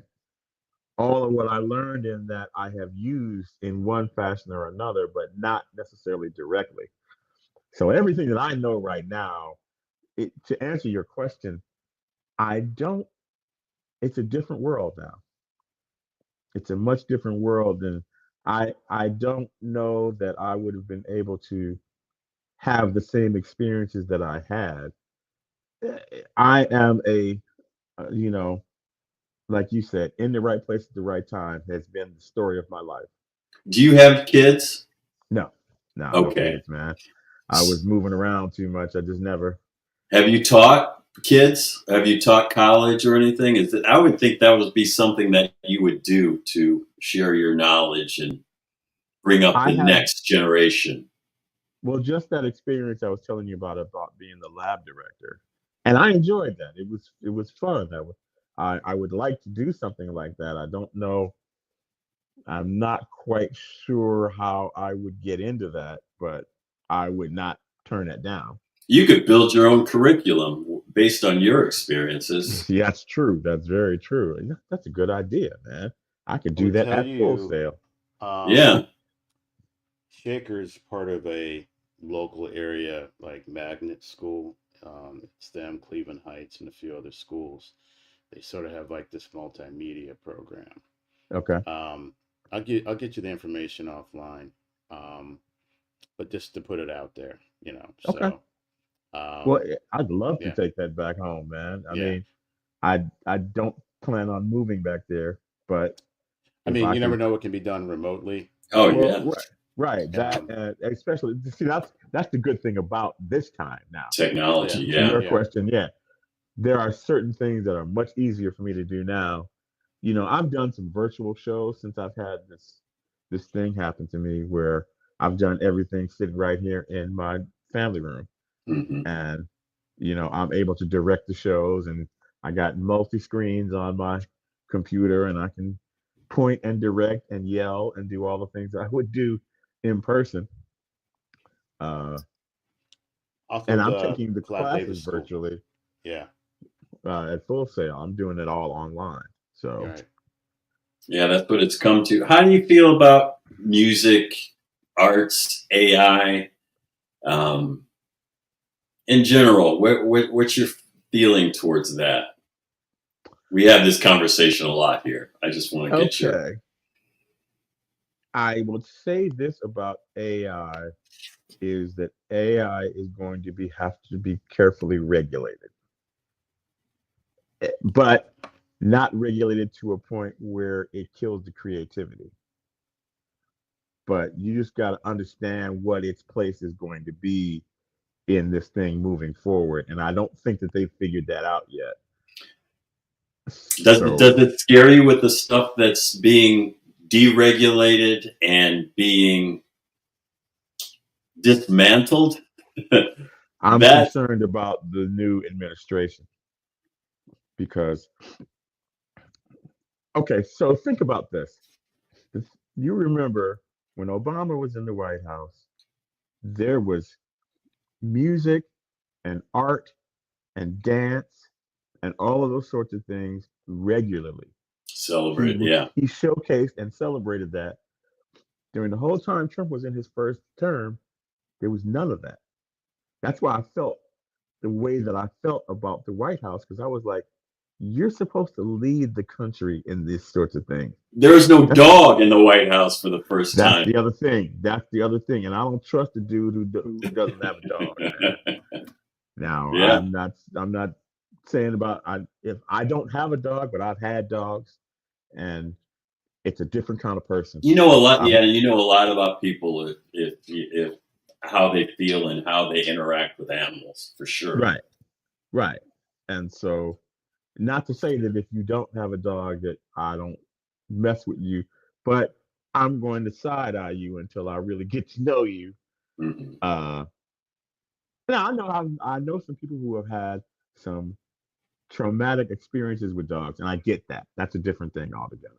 But you know, in that case, that's funny that you said that because I noticed that too. I was like, that dude doesn't have a dog, man.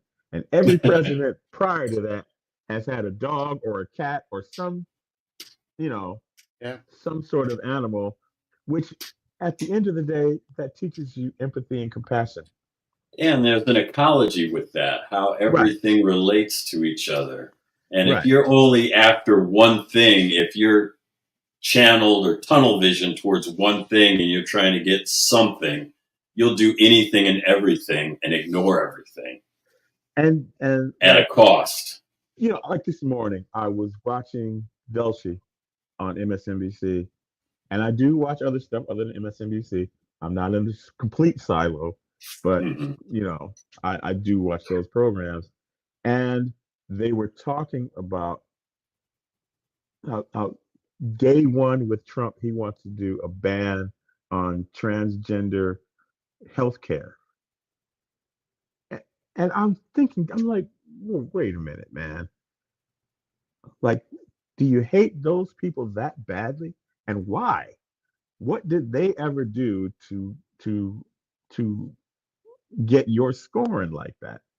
And if here's what I'm here here's what I'm waiting for. So all of these people who voted for that dude all were looking at it as he's going to teach them brownies and those darkies how this thing works. But what they don't understand is that isn't, he told them that because he needed their vote. Right. You want that base. It's He all he about the wanted their base. vote. He just needed to get the vote. And Hmm. once he got the vote, then they are no longer worth anything to him. And he Exactly. doesn't care anything about them, and he never has. But he made them feel like he cared about them. So you fast forward to where we are now, and they're all going to cheer him on when he's getting the transgenders and he's getting the immigrants and he's doing all that. But what happens when he doesn't like you anymore? Now he set this thing up where he has absolute power to do whatever he wants to do, and you gave it to him. And at some point, when you become useless to him, you're gonna wind up in that. And there, it's like that. You remember, that we living where we lived learned a lot about the Holocaust. And there Hmm. was one poem, and I can't remember the author of it, but essentially he's saying, when they came for the truck workers, I said nothing. When they came for the Yeah. Christians, I said nothing. And when they came for me, there was nobody left to say anything for me. Hmm. And I'm like, you all are getting ready to learn a very hard lesson. Buyer's But remorse. unfortunately, what's that? Oh yeah, Buyer's yeah, remorse. absolutely, man. Yeah. So I look at it so worldview. Uh, I am preparing myself to do what I need to do for me and mine, and I'm going. That's why I was. That's why I went back to school. Said I got to get that toolbox up where I am worth that to my friends and family, and I am able to do the things that I want to do. Like learning what I'm learning right now, I'm gonna be dangerous, man. I'm gonna be a badass, to be quite honest with you out there. Um, but like I said, I know what the world thinks of me having been out there because your shaker worldview versus your world worldview are two completely different things. I'm afraid that those opportunities that we had coming out of school and the worldview that it was then is diminishing quickly. Rapidly. So I feel bad that, just with um, affirmative action being gone and them They're gonna attacking kill it all, man. the They're gonna kill 14th every. Amendment and anything. So what's the incentive of hiring people of color? So people of color, we need to figure it out because those opportunities aren't going to be as abundant as they were. See, that's what I was talking about with my dad.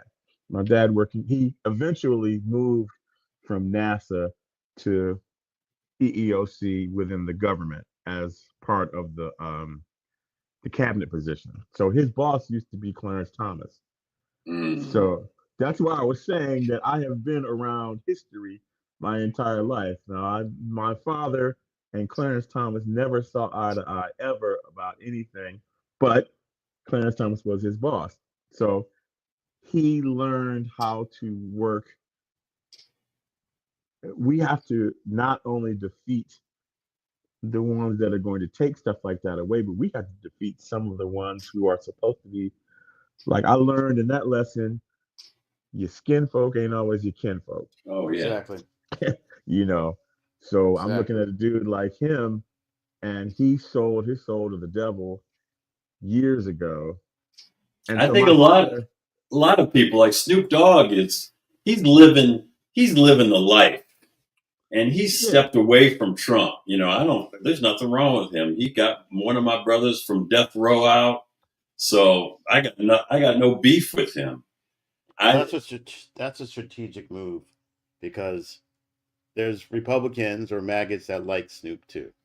So it's the Jordan conundrum. it was just You like know, Michael Jordan, right? yeah.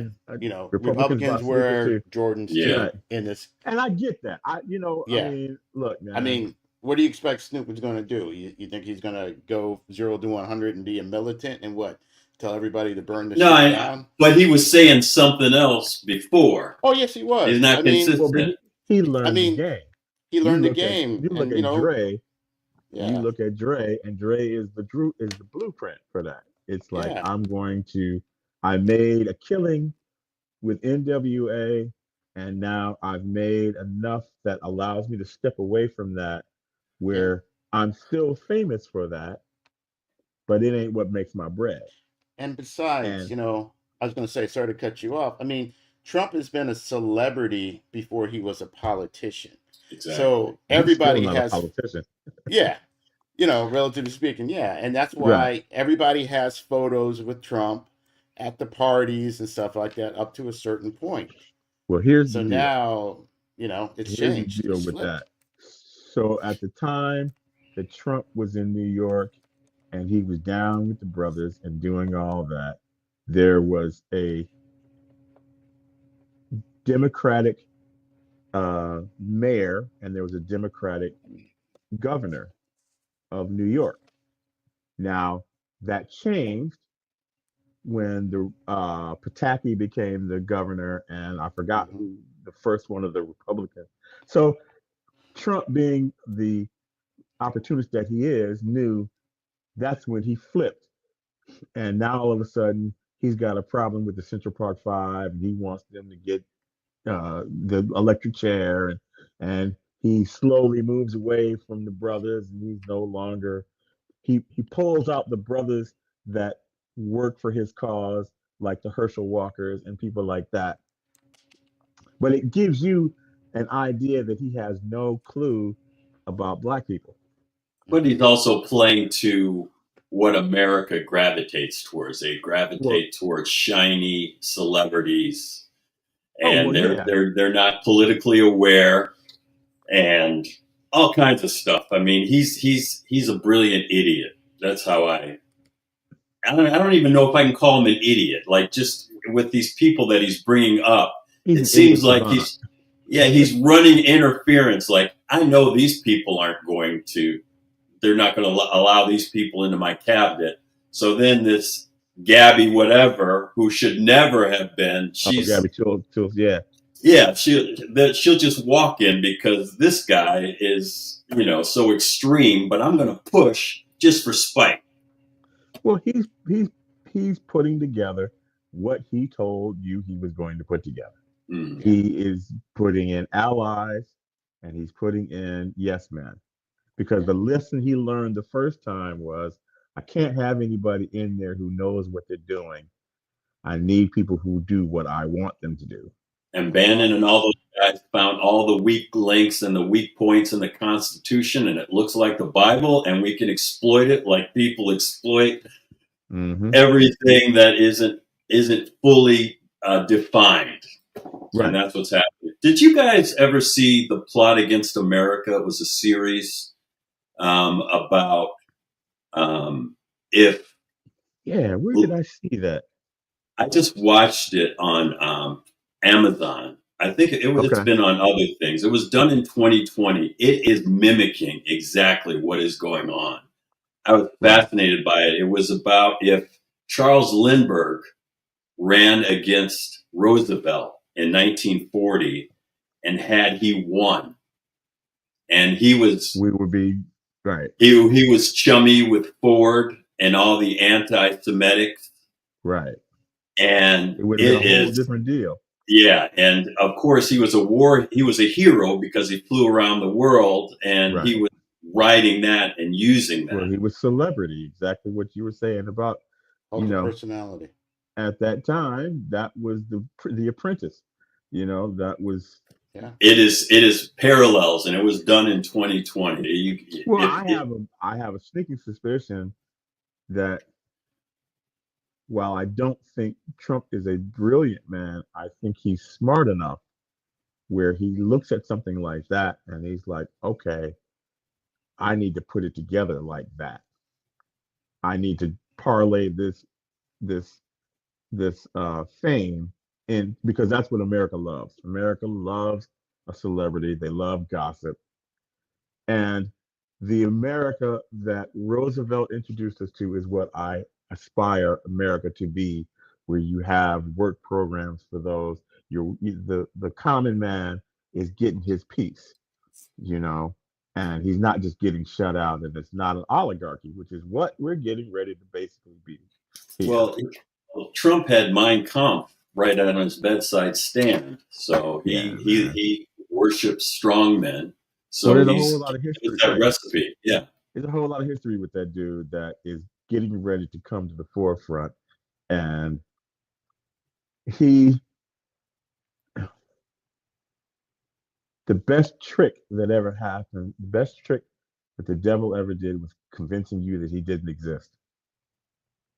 And so that's what's going on now, is he has convinced these people that he is of them and not the devil, and they have swallowed every bit of it and have, like I said, given him pure power to do whatever he wants. So we are going to have to figure our way. We're going to have to navigate our way through what's going on in the next few years. But that's nothing different than it's ever been for us. But politically, this transition is where our adversaries are going to find we're going to be at our weakest. And that's when things go to shit. So that I don't know if we've ever had such weak linkages going into an administration. Well, not in our lifetime. Yeah. In our conscious lifetime as adults, we've had it kind of how we needed it to get through and do what we needed to do. It was progressing. It was progressing. It was progressing, and it was progressive. The idea behind it was always, we're going to do, when they say about your better angels doing the right thing, you know what the right thing is. You know that everything that you hear from these dudes about what they want to do is completely the wrong thing. And that is what I think I'm most disappointed in the country about, because I'm like, you all know better, man. You know better than that. Do you really but believe he's that? got you. That they know better? Yeah. I mean, this is just my take on that, is that there's been a concerted effort over the last 40, 50 years to use that term grooming the Oh, general public at they played the large. long game, no doubt. Right. Yeah. Yeah. So, I have minimal, it doesn't surprise me. Let's put it that way. For me Oh, I didn't personally, say surprised. I yeah. said Yeah. disappointed. Yeah. Yeah. Surprised, Those are two disappointed. different Yeah. things. Right. Yeah. But, I mean, I kind of look at it like, yeah, it is what it is. And so, to your point, everybody's going to have to figure it out. And this is where we are now. And it ain't going to Right. change tomorrow. So, Nope. So it's stop. going to be about who's going to survive the long game here. And what's Right. your fucking plan? Right. So Exactly. the boogeyman So is here. Okay, he ain't gonna Right. fucking go away tomorrow. So here we are. So So that's why I was saying that I yeah, went back man to up. school, Yeah, because I need those skills, because I need to be able to fit in where I get in, man. and stay relevant. Yeah, Right. stay relevant. Exactly. 100%. Because I think there's also this perception about, ageism and what you should be doing at a certain age. Because there's certain people that believe that, oh well, I'm done with school. I don't need to do anything else. And then they're just, what's that word? Atrophizing. I made up that word, but it's stagnating. You're Stagnant. atrophying. Yeah, Atrophying. atrophy. Yeah, that's what I Yeah, was you're saying. stagnating. Well, you don't use the muscle, you lose it, man. And Yeah, so exactly. And on so many levels. So if you're not being curious or challenging yourself to keep your neuroplasticity supple and pliant, yeah, you're going to be old and crusty and by the wayside and be irrelevant, depending I, on what you're into. I got a We're story about. artists.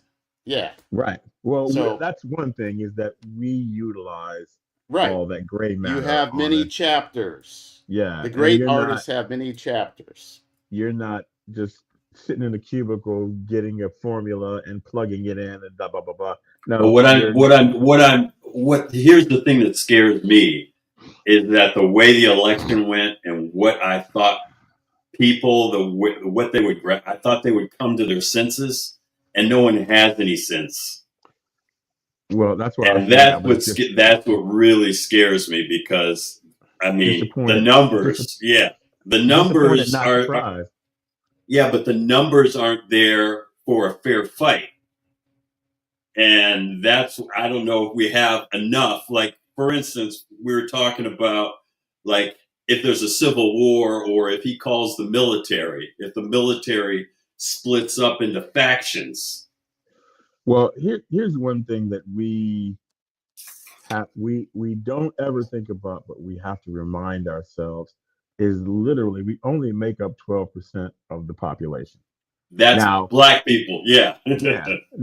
Now we, in terms of our influence on culture and all of that, you would make you think that there are more of us than there are because everybody loves what we do and they want to, you know, revered and reviled at at the the same same time. time, right? And Well, so, well, look at the black woman's response. It's fair. Like they're going to sit this next one out because without them, there would be no civil rights or anything. They're the ones really at the bottom of I'm going the to say this: cast. But we what has can't. been, what has disappointed us. White women have let us down twice Yeah. in two different elections. Now, I don't want to hear about you claiming women's rights when the two times you had an opportunity to put a woman in the presidency, you failed to do that. And it was absolutely because of your voting bloc. If half of your voting bloc votes differently than they did, you get a woman both times. And so I'm like, Why do you think? Why do you think they vote the way that they do? because they And by your man. at the end of the day, they're not going to give up their position. Their position is one of protection of those white men who are in charge. And Patriarchy. as long as they are in charge, they now those white men are going to treat them like shit and take away all of their rights and do all of that. But as long as he's bringing home that bacon and he is keeping me safe in the general thing, a lot of them talked all that stuff out there on the streets about we're gonna Kamala, we're gonna put a woman in the White House, and walked in that thing in that voting booth, and it hit him. And it's like, I'm not going to give up my position here. And Click. look at the news groups that are falling back. Look at all the corporations that are paying money to his inauguration and all Oh, that. they because they understand what to do. Here's something that you look at. Uh, Something that I've noticed. I I've been watching some network TV lately, and I've been watching CBS specifically. And the one thing that I have noticed is they have started playing to rural America already with their programming, with their so like Nate Bargatze all of a sudden gets a Nashville Christmas special. Now I love Nate. Nate's a funny guy. He's a guy I know from comedy. Uh, and I don't hold that against him because I'm like, yeah, man, CBS is getting ready to foot the bill. You damn right I'm gonna have a special. But I'm watching. I'm watching what they're doing. They know what the deal is. They know what the score is a better way to say it. You know And they what? know, You know what I'm waiting for? Madison Avenue to get rid of all the ads with interracial families and the car commercials and all the I family don't oriented. I don't think they're going to go that far. I have to be honest with you because interracial families buy cars too. So what you may not see quite as prolific uh, as it has been recently, but I don't think they're going to get rid of that. But what you are going to see, like I said, is you're going to see these companies realizing, okay, well, I better go with what the polls say because Yes. if I want to sell what I'm selling, I need to. One of Bud the Light has reasons, backed off. Target has backed off. Target well, was big with the LGBTQ plus community, one of and the they got things that made that election what it was is that group of people convinced all of the others that they had been ignored, that they were not, you know, all Madison Avenue cared about were the coastal people and the people with college degrees and all of that. The Yeah. elites is what, The when they elites, start talking about exactly. elites, you knew what they were talking about. And Trump comes out and says, I love the poorly educated. And they take it as a compliment. Hmm. You know, when I heard him say that, I was like, wow, he said that out loud. I knew that's how he felt, but he said it out loud. And then the next thing I know, they're storming the Capitol trying to change the voting. You know, that's how influential he was with that kind of rhetoric. And Well, so, he was able to meet people where they are and meet and create the fears and create solutions for problems that really don't exist. well, the And part to Gabe's point about the slow burn was in that time they dismantled the education system and they literally made us a stupid country. we started locally. To the Yeah. point where, you know, we all knew that Chinese kids and Japanese kids and European kids were getting a completely different education from what we were getting. And now, what's even scarier about it is those guys are now in charge of the textbooks and the curriculum. How do you feel being in Florida? You're in the heart of it. I am daily ill. I get sick to my stomach on a daily basis, man, because this dude down here is Trump personified. He's the whole Yeah. deal. But You know, smarter. like, well, somewhat. I'm not gonna give him a whole lot of credit either. He's smart Yeah. enough, I'll say. I'll Yeah. say that. Uh he, you know, for you to say that there is no merit in having African American advanced studies, again, to say that out loud and to be comfortable in saying that says everything you need to know about this state and about the political aspects of this state. Is that if you can say something like that with the courage that he did, and see the thing about him, what you always see is when he's signing these bullshit ass bills into law, he does it at night. Every one of them has been at night. He never does a daytime press conference where he's signing these bills. It's always late in the day, late in night. Fridays. And yeah, you know what I mean? Where by the time anybody who could do anything about it gets back, it's already done. Can't Yeah. do anything else about it. So we Welcome to I the Terror Dome. That's where we're well at right now. I tried Hey, not to be disheartened. That's if I G- can fight that, you Gabe, what do you know. think about those drones off the coast of New Jersey? What do you think those are? Well, I mean, obviously the government is full of shit. Making all these excuses about they don't know what they are and we can't seem to keep up with them. They're full of shit. I personally think they're either alien in nature, or there's a Chinese contingent that has a drone warehouse or mothership, and they're shipping them out, or going to continue to go down the conspiracy waterhole. It's a version of the non HBO Watchmen. And if you know comics, we're talking about Hmm. the original Watchmen, where you have a shadow organization tasked to promote and maintain a certain amount of fear and uncertainty with the general population. I So, yes, yeah. I think the problem with this country at this point is that they have been programmed to freak out at Yes. everything. They've been Yes. programmed to freak out at everything. So now it's become a larger thing. Like that easily could be some stupid kids with some drones. Because at this point, I wish, but I've seen other footage that this ain't kids. Well, but I'm saying that Yeah.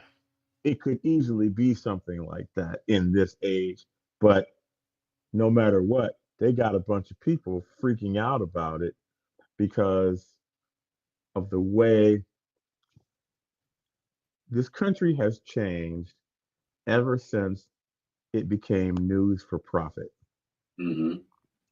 CNN being the initial culprit, uh, you now have to, like, when CBS started CBS News, it was a loss leader, and they knew that because the idea of it was just to give people news. It wasn't to make any money, and Walter Cronkite wasn't trying to sell you anything. Right. He was telling you what happened. Right.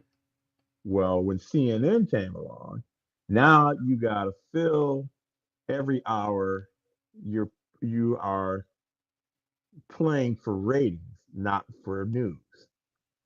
So you're throwing all these stories out there that you're trying to see what catches on. What do they belong to? Or what can we invent that will make them watch our news and pay our advertisers want ratings. So in order to get advertising money, we got to make sure those ratings are coming in.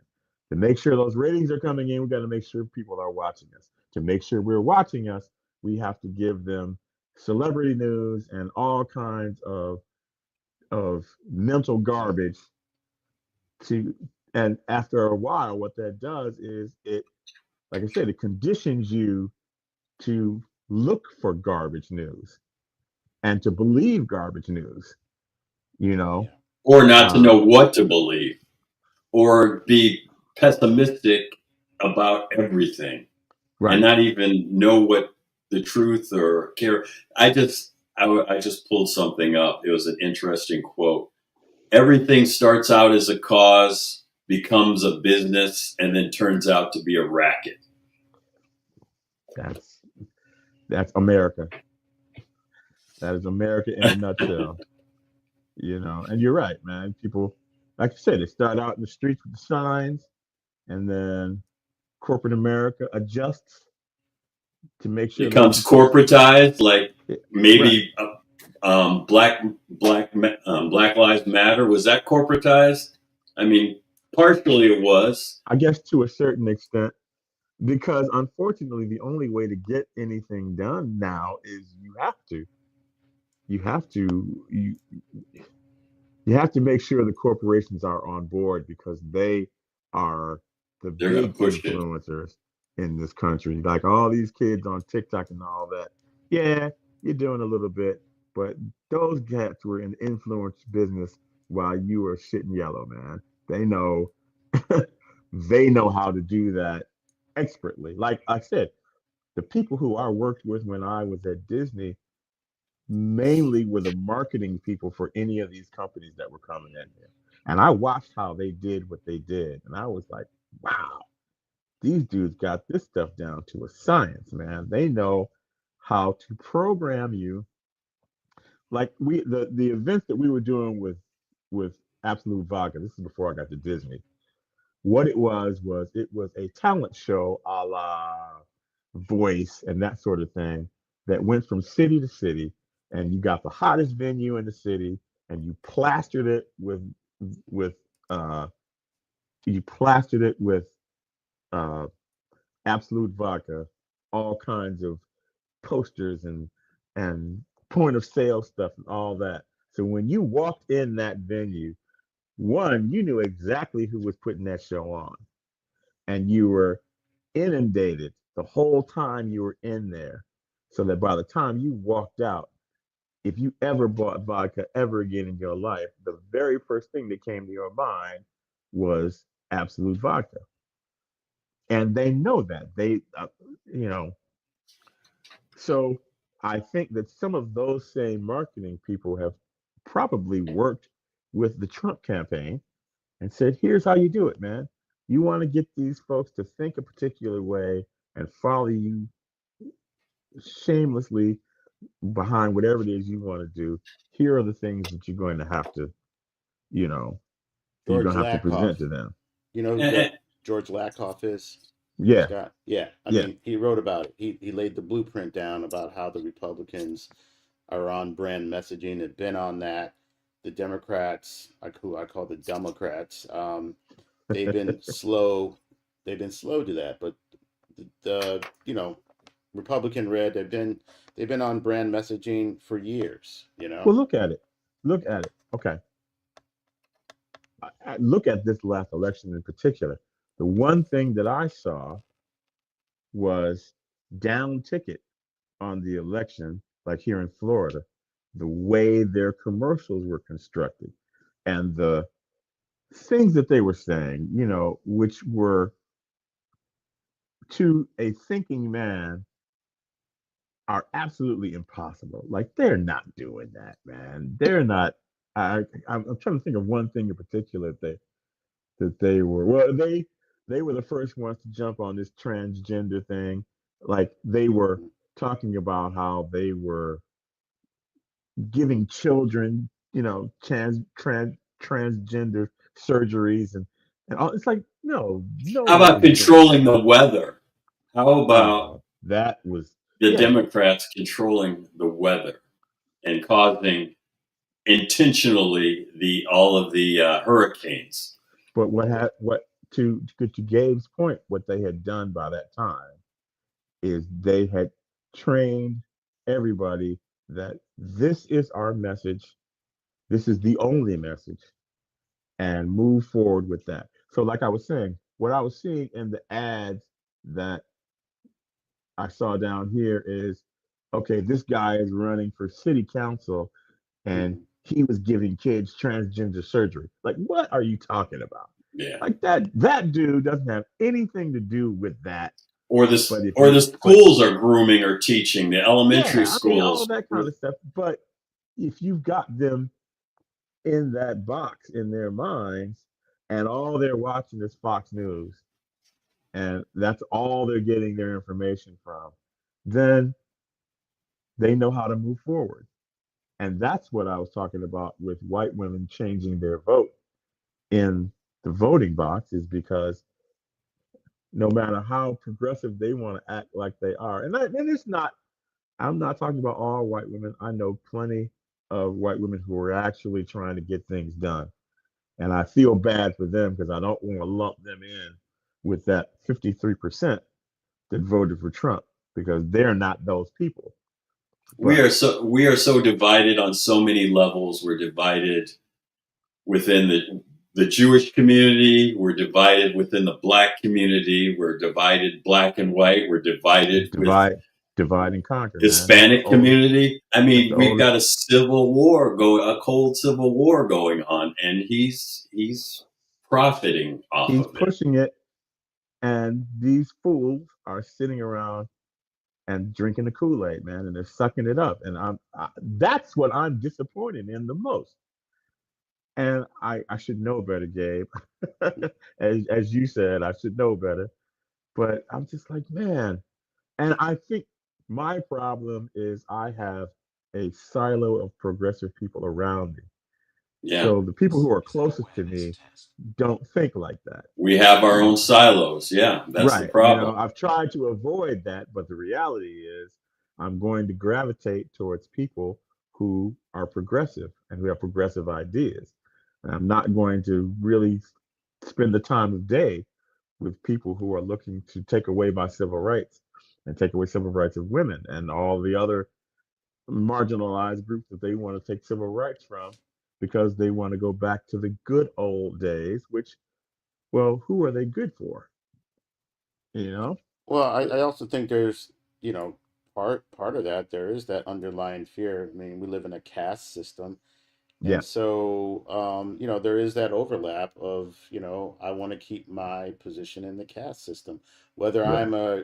identify as a maggot Republican or independent or whatever else. I mean, it's Well, really depends. Yeah, that's the what circles. affirmative action does, and that's why they want to get rid of it so quickly. And the irony Because about that, I was going to say, I'm sorry to cut you off, but the no, irony about affirmative action is the fact that when you have ignorant in this case, ignorant white people who bitch and moans about affirmative action as if we passed the legislation.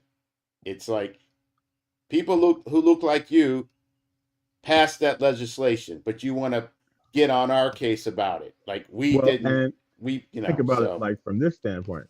In addition to what you just said, they passed the legislation, and the fact that they needed legislation tells you all about it. exactly, The exactly, fact that you needed to put into law, exactly. because we couldn't depend on you to do the right thing on your own. So we had to have legislation to do it. And now that you have control of that, you're like, well, we're gonna get rid of that. Yeah, Uh, and the thing is, it wasn't like affirmative action was putting a bunch of unqualified people in those positions, because you still had to be black or Hispanic or woman or whatever, which means you had to be twice as good and twice as fast in whatever job you were doing. yeah, You didn't have the luxury of being a dumbass And they don't realize that it helped. If it weren't for affirmative action, white women would not have the freedom that at they have all, to move around. at all. But I think, unfortunately, you have progressed far enough away from that group of people. So those women who got those jobs are now retirement age and beyond. And the women who have those jobs now have had the luxury of having affirmative action in place. They never thought about it until they take it away from you. Hmm.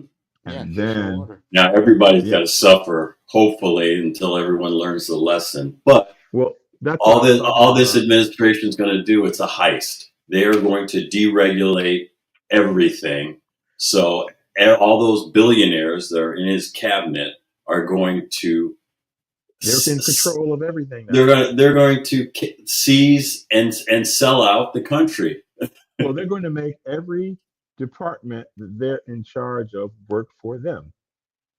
And that's where I'm saying, like, the heist in this country has always been that the white people who are at this level have been fed a line of shit the entire time this country has been together. That they somehow are going to participate when the ship comes in. And that 1% keeps telling them that. They keep telling, yeah, yeah, yeah. You know, vote Hmm. the way that we want you to vote and get our guys in office. And when the ship comes in, man, it's gonna rain money down on you. And that shit has never happened Don't vote ever, for unions. Don't vote for unions, and make because we unions are will. not good for me as an oligarch. Okay, Well, and so you know they've yeah, been they've been fed that line of bullshit the entire hundred time percent. that this country has been in like, the colonial guys convinced these dudes who didn't have any skin in the game to fight for this country. The gentry. The gentrified the landed, the ones, because if you Yeah, didn't own land in colonial times, you yeah, had You no couldn't stake vote. in the Yeah, game, you right? couldn't vote Well, for you anything. had no stake in the direction, anything, and all of that. So there's a group below that they used and said, if you guys fight for us, when we get this country, we're going to get you land and we're going to do all these different things. And it never happened. And they've been pulling that stunt on that group of people every generation. And it's changed the way that it happened. But the end result has been these dudes stay on top and they stay in charge. And you have to just deal with it. The well, meritocracy lie. that's why Yeah. Oh, the yeah. That's next garbage. the next January 6th will hopefully be a remix.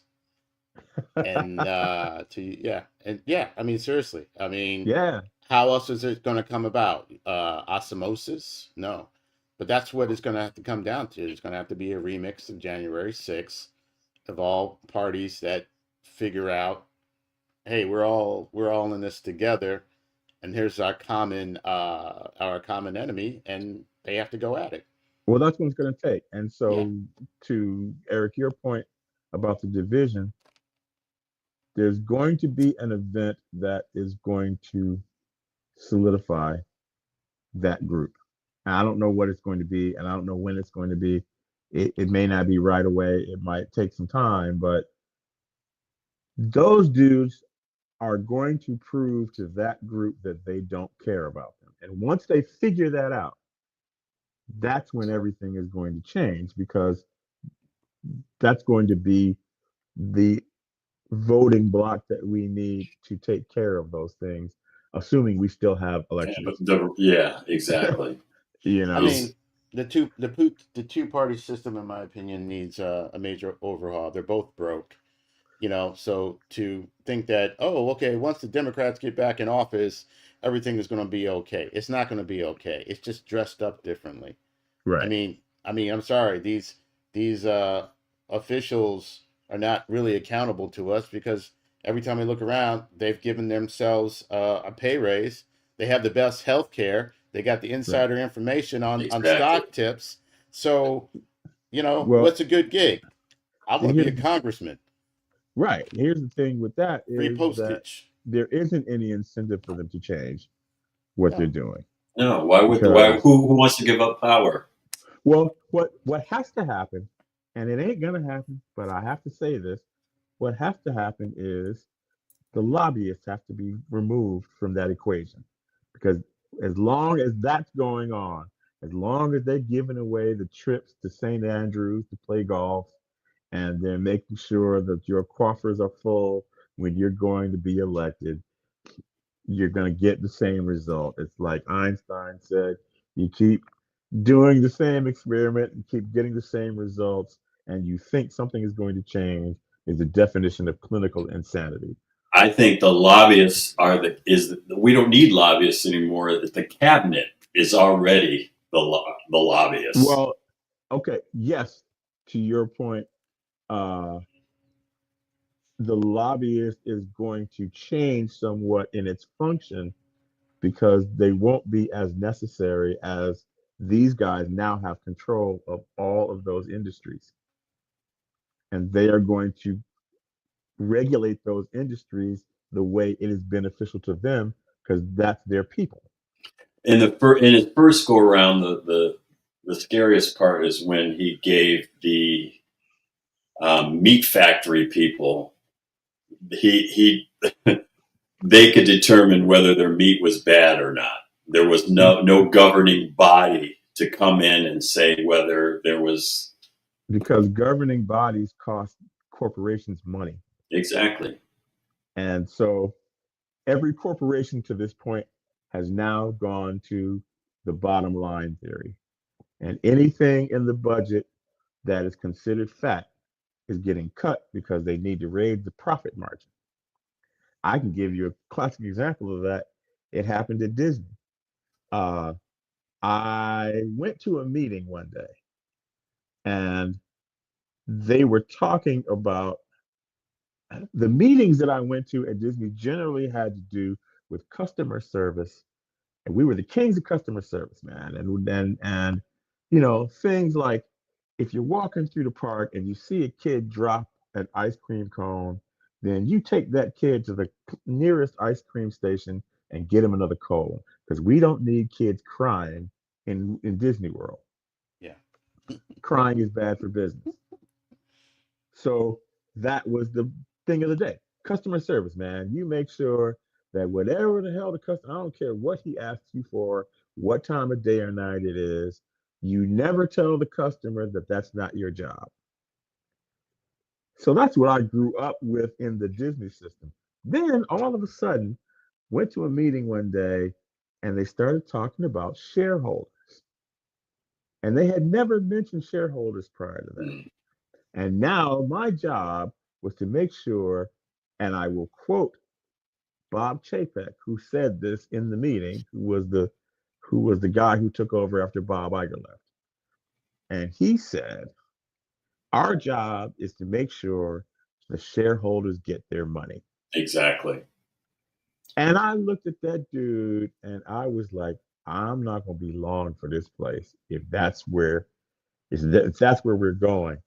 I'm like, the shareholders got their money. When I started working at Disney in 2004, Disney stock was $29 a share. That shit closed at $130 a share a couple of weeks ago. You got your money. And the way you got your money was by me providing the customer service that I did to those people who came to that park. And so now you're going to erase all of that because profit is the name of the game now. And Okay, fine. however they're going to achieve that, they will take quality, they'll take cost out. And usually when you take cost out, you take quality out. Because the first cost that you take out is labor, because labor is the most expensive.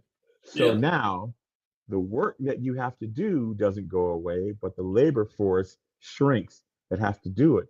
And now, I mean, that's what I was finding is that man, when I look back at my schedule when I worked at Disney, man, it's insane. My schedule was insane. And it's because they went to this system where they decided if you're a manager, well, you should be able to manage anything instead of managing what your specialty is. So we can get rid of this whole line of management and we can lay it all on the ones who are left, no matter And what pay it is them they nothing. do. Yeah. Right. Yeah. We're not going to pay them anymore for sure, Yeah. but we're going to double their workload. And Psychotic capitalism. right, that's where I am a capitalist to a point. I'm a capitalist if I'm gaining from it, but if I'm suffering from it, I ain't so Well, the capitalistic, man. capitalism is supposed to be free market, and it's supposed Right. to be fair, and it's supposed to be so that small businesses can rise. That's not going to happen anymore. You're not Well, going to see and a they keep Microsoft come out of a garage anymore. That and they keep feeding them dudes that line that you can do that, but if you're paying attention to what they're doing at the top, you're not going to be able to do that, man. It isn't in their interest for that to happen. no. And what's getting ready to happen in this country is if it is not in the interest of the 1%, it's not in the interest of the country. It used to be, the saying used to be, what's good for General Motors is good for America. And that was true at the time because General Motor was providing jobs and they were unionized and they were all the things that America was supposed to be about. Now, it's if that 1% is now controlling how all of that commerce happens, and it's all going to be in favor of whatever it is that they do. Well, Obama broke the rule when he thought that businesses were too big to fail. That's was the law of capitalism, the But free market. I understood based on what he was dealing with, he got handed a handful of shit, man. A raw deal. Yeah. Absolutely. There was no other way to do what he had to do given that situation and given the fact that he was the first black president. Yeah. My So Well, only that problem, my only problem I ever had with Obama was he was not aggressive enough in his first term, but I understood why he wasn't because he was handed something. He's like, if I screw this up, they will never do this ever again. So I have to tiptoe around this and I got to make sure this thing works, you know. you got Obamacare in, and that was about it. After midterms, and everyone was still celebrating and Yeah. didn't Well, know. in his second term, he was a little more aggressive because he knew, well, they can't fire me and I'm not going to be eligible to be elected again.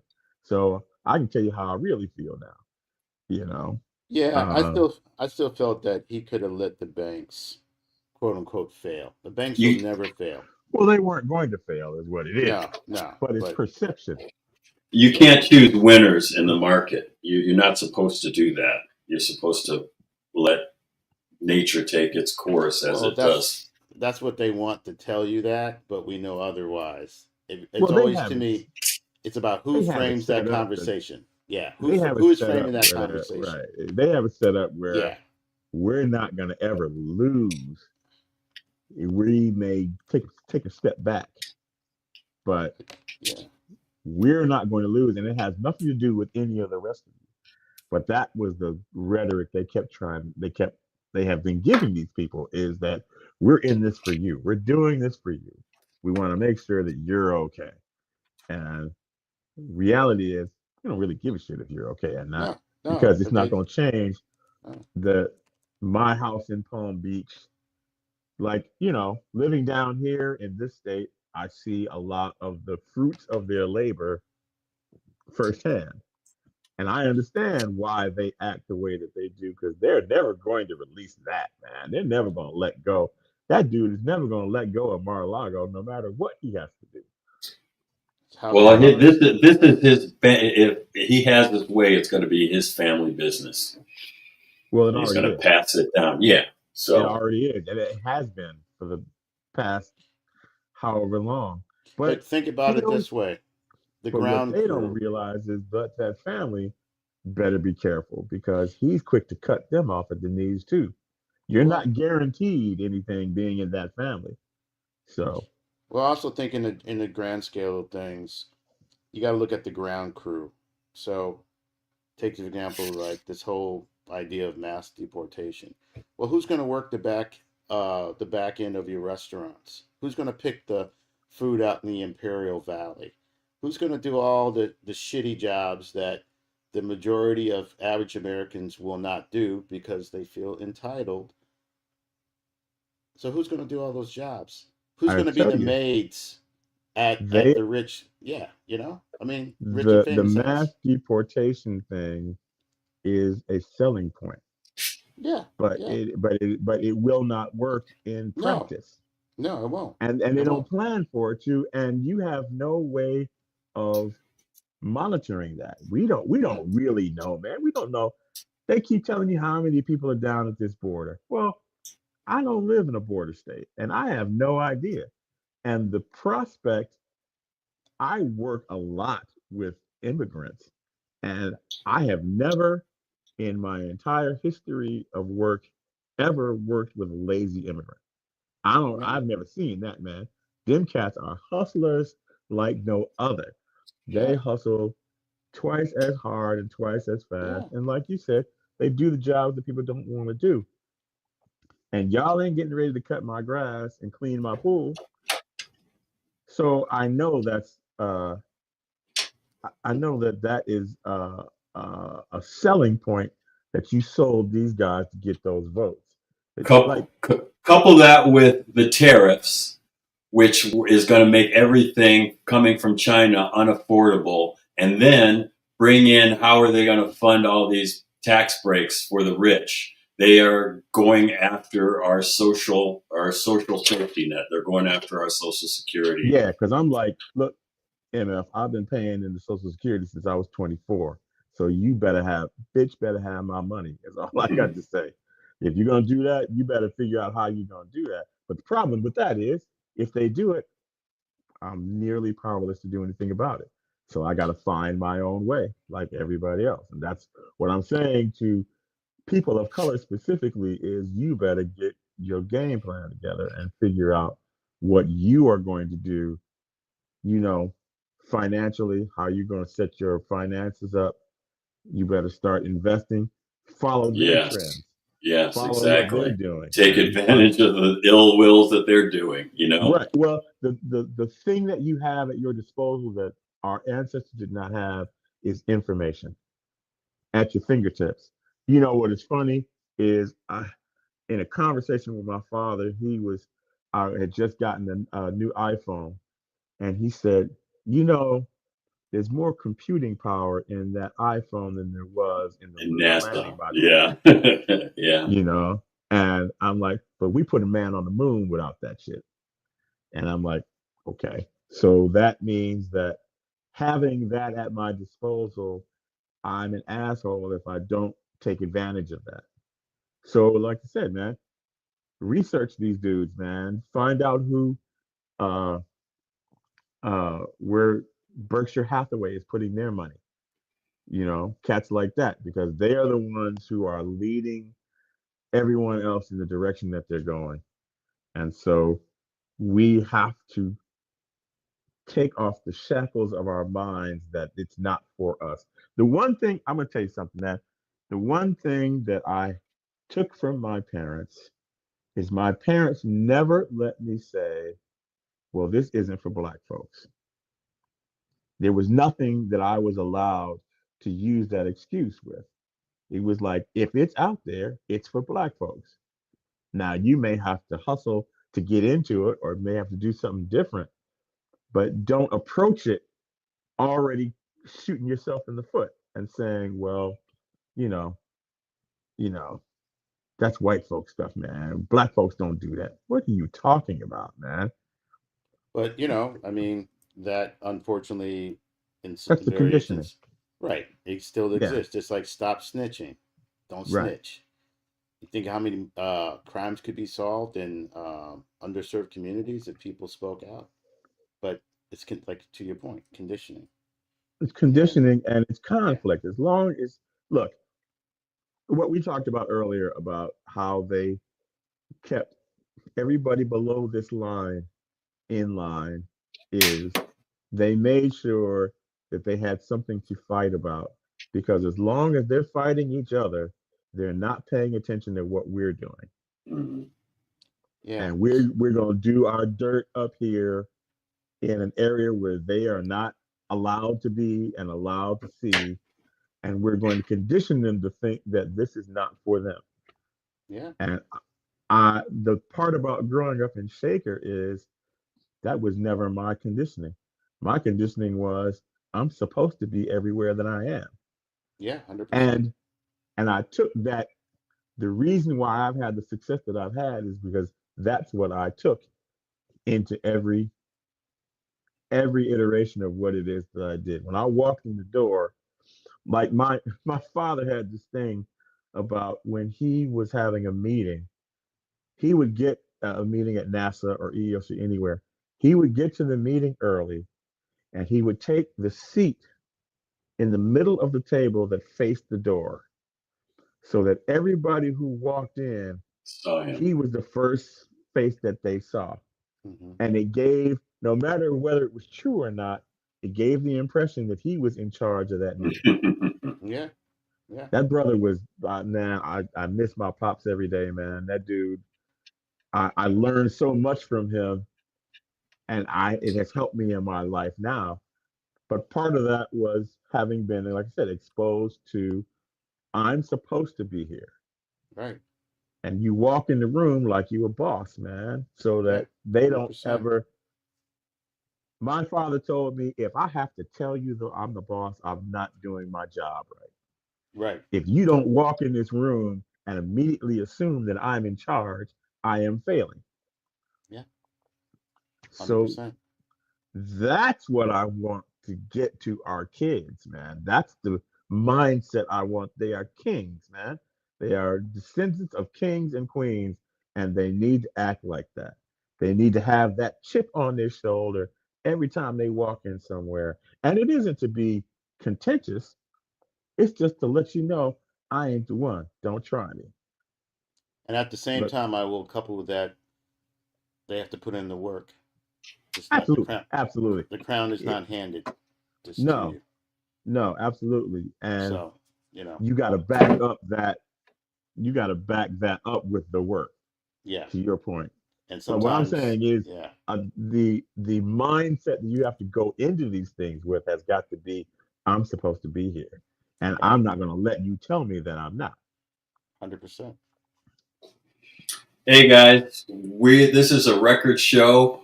Great conversation. We are running up on 3 hours. Oh, wow. Wow, Indeed. really? Okay. Yeah. Well, I look man, I've absolutely enjoyed this, man. I'm so happy that you guys brought me on, man. No, I'm man, glad to this is see what great. you guys are doing. And I guess, the wrap up is uh Shaker has its flaws like anything else, but I'm glad I grew up there. Yeah. I got so much out of that uh, that served me well, has served me well in my entire life. That I had instances where I had to deal with some racism, and some of it I didn't understand at the time that it happened. And looking back on it now, I'm like, wow, that they said that to me, and It's baked in, you know. you know, Yeah. well, like there was one time when I was probably in grade school, I was at Honorway, and one of my classmates had invited me over, and invited a bunch of kids over to play, and I was one of the kids that got invited over. And so I believe that the impetus of that was that the mother was more progressive than the father of the family. And the mother wanted the kids to have kind of a well-rounded The thing. So it full was like, experience. Yeah. right, invite your black friend over and have him come over and let you guys play and do your thing. So the father comes home from work before she's able to get all of us black kids out of the house. And the way he reacted when he came in that house, like I said, looking at it now at 59, I know exactly what that is because I've had enough experience with that now to recognize it. But as a kid, he just seemed to be kind of out of sorts, but I didn't think anything about it. And there was a lot of that because the period of time that we came in was just on the cusp of the hard times, and they hadn't quite fully adjusted to us yet, but it was getting better. And, again, I enjoyed my experience there. I wouldn't have lived anywhere else. And like I said, it has served me well. So I can't really complain about it. But as I am, uh, that's where you were talking about worldview. Looking back on that now, I'm like, wow, there was a whole lot to unpack in that. I just And hope that experiment within the experiment is able to continue. yeah, That's yeah, I don't really, I have to be honest. I don't know much about Shaker. I haven't lived in Shaker for 20 some odd years. So I don't really know what Shaker is like now. I'm from Shaker. I'm not of Shaker, yeah. basically.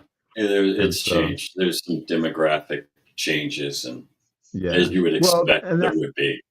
that was always happening. So, you know, I'm Yeah. like you. I am eternally hopeful. you know, I'm always hoping for the best, man. And I think as long as I can remain hopeful in my heart, I can be successful. And that was one of the things that being a Browns fan has given me. Hope when you think all hope is when lost. when all else fails, right? They might just pull it off. They never do, but we're pulling for them. Ardent So optimism, as I call it. right, right. So uh, thank you again, guys, for having me on, man. This has been Thank great. you, Scotty Ferg, If you ever want to bring me on again, I'm available. And we can for pick up sure. somewhere else. Indeed. Thanks. It's a pleasure. Well, next week, is it Lee Mars? Next week. Really? Ah, man, tell What him I said class is what's he? up, man. Class of what? Is he class of 84? 85, 84 or 83? 5. I He's don't know. he's Eric, what in. class is Lee Mars? I don't know. I think it's 80. Well, we're He wasn't in 84. my class. I think it was 86, 85 or 86. Yeah, I I'll think he's check back in 85. with I it. think he's just a hair behind us. Yeah. Okay. But good guy, man. I haven't seen him in a long time. So tell him I said what's up. Yeah, yeah. So we have him next week, and the after that we have Quentin Rubin on the 29th. So Tell him I said yeah, what's up too. indeed. Well, Scott, have a blessed holiday season ahead, and yeah, Now, good how do seeing I you. tune into you guys? We're on Spotify, Amazon Music, Okay, and the all right. Podcast Index. So usually what will happen usually in 24 hours, we'll upload the audio to Spotify. And yeah, it lives on all those platforms. Okay. Yeah. So I'll give you a heads up when it's uploaded. Okay. Sounds good, man. Appreciate it. Yes.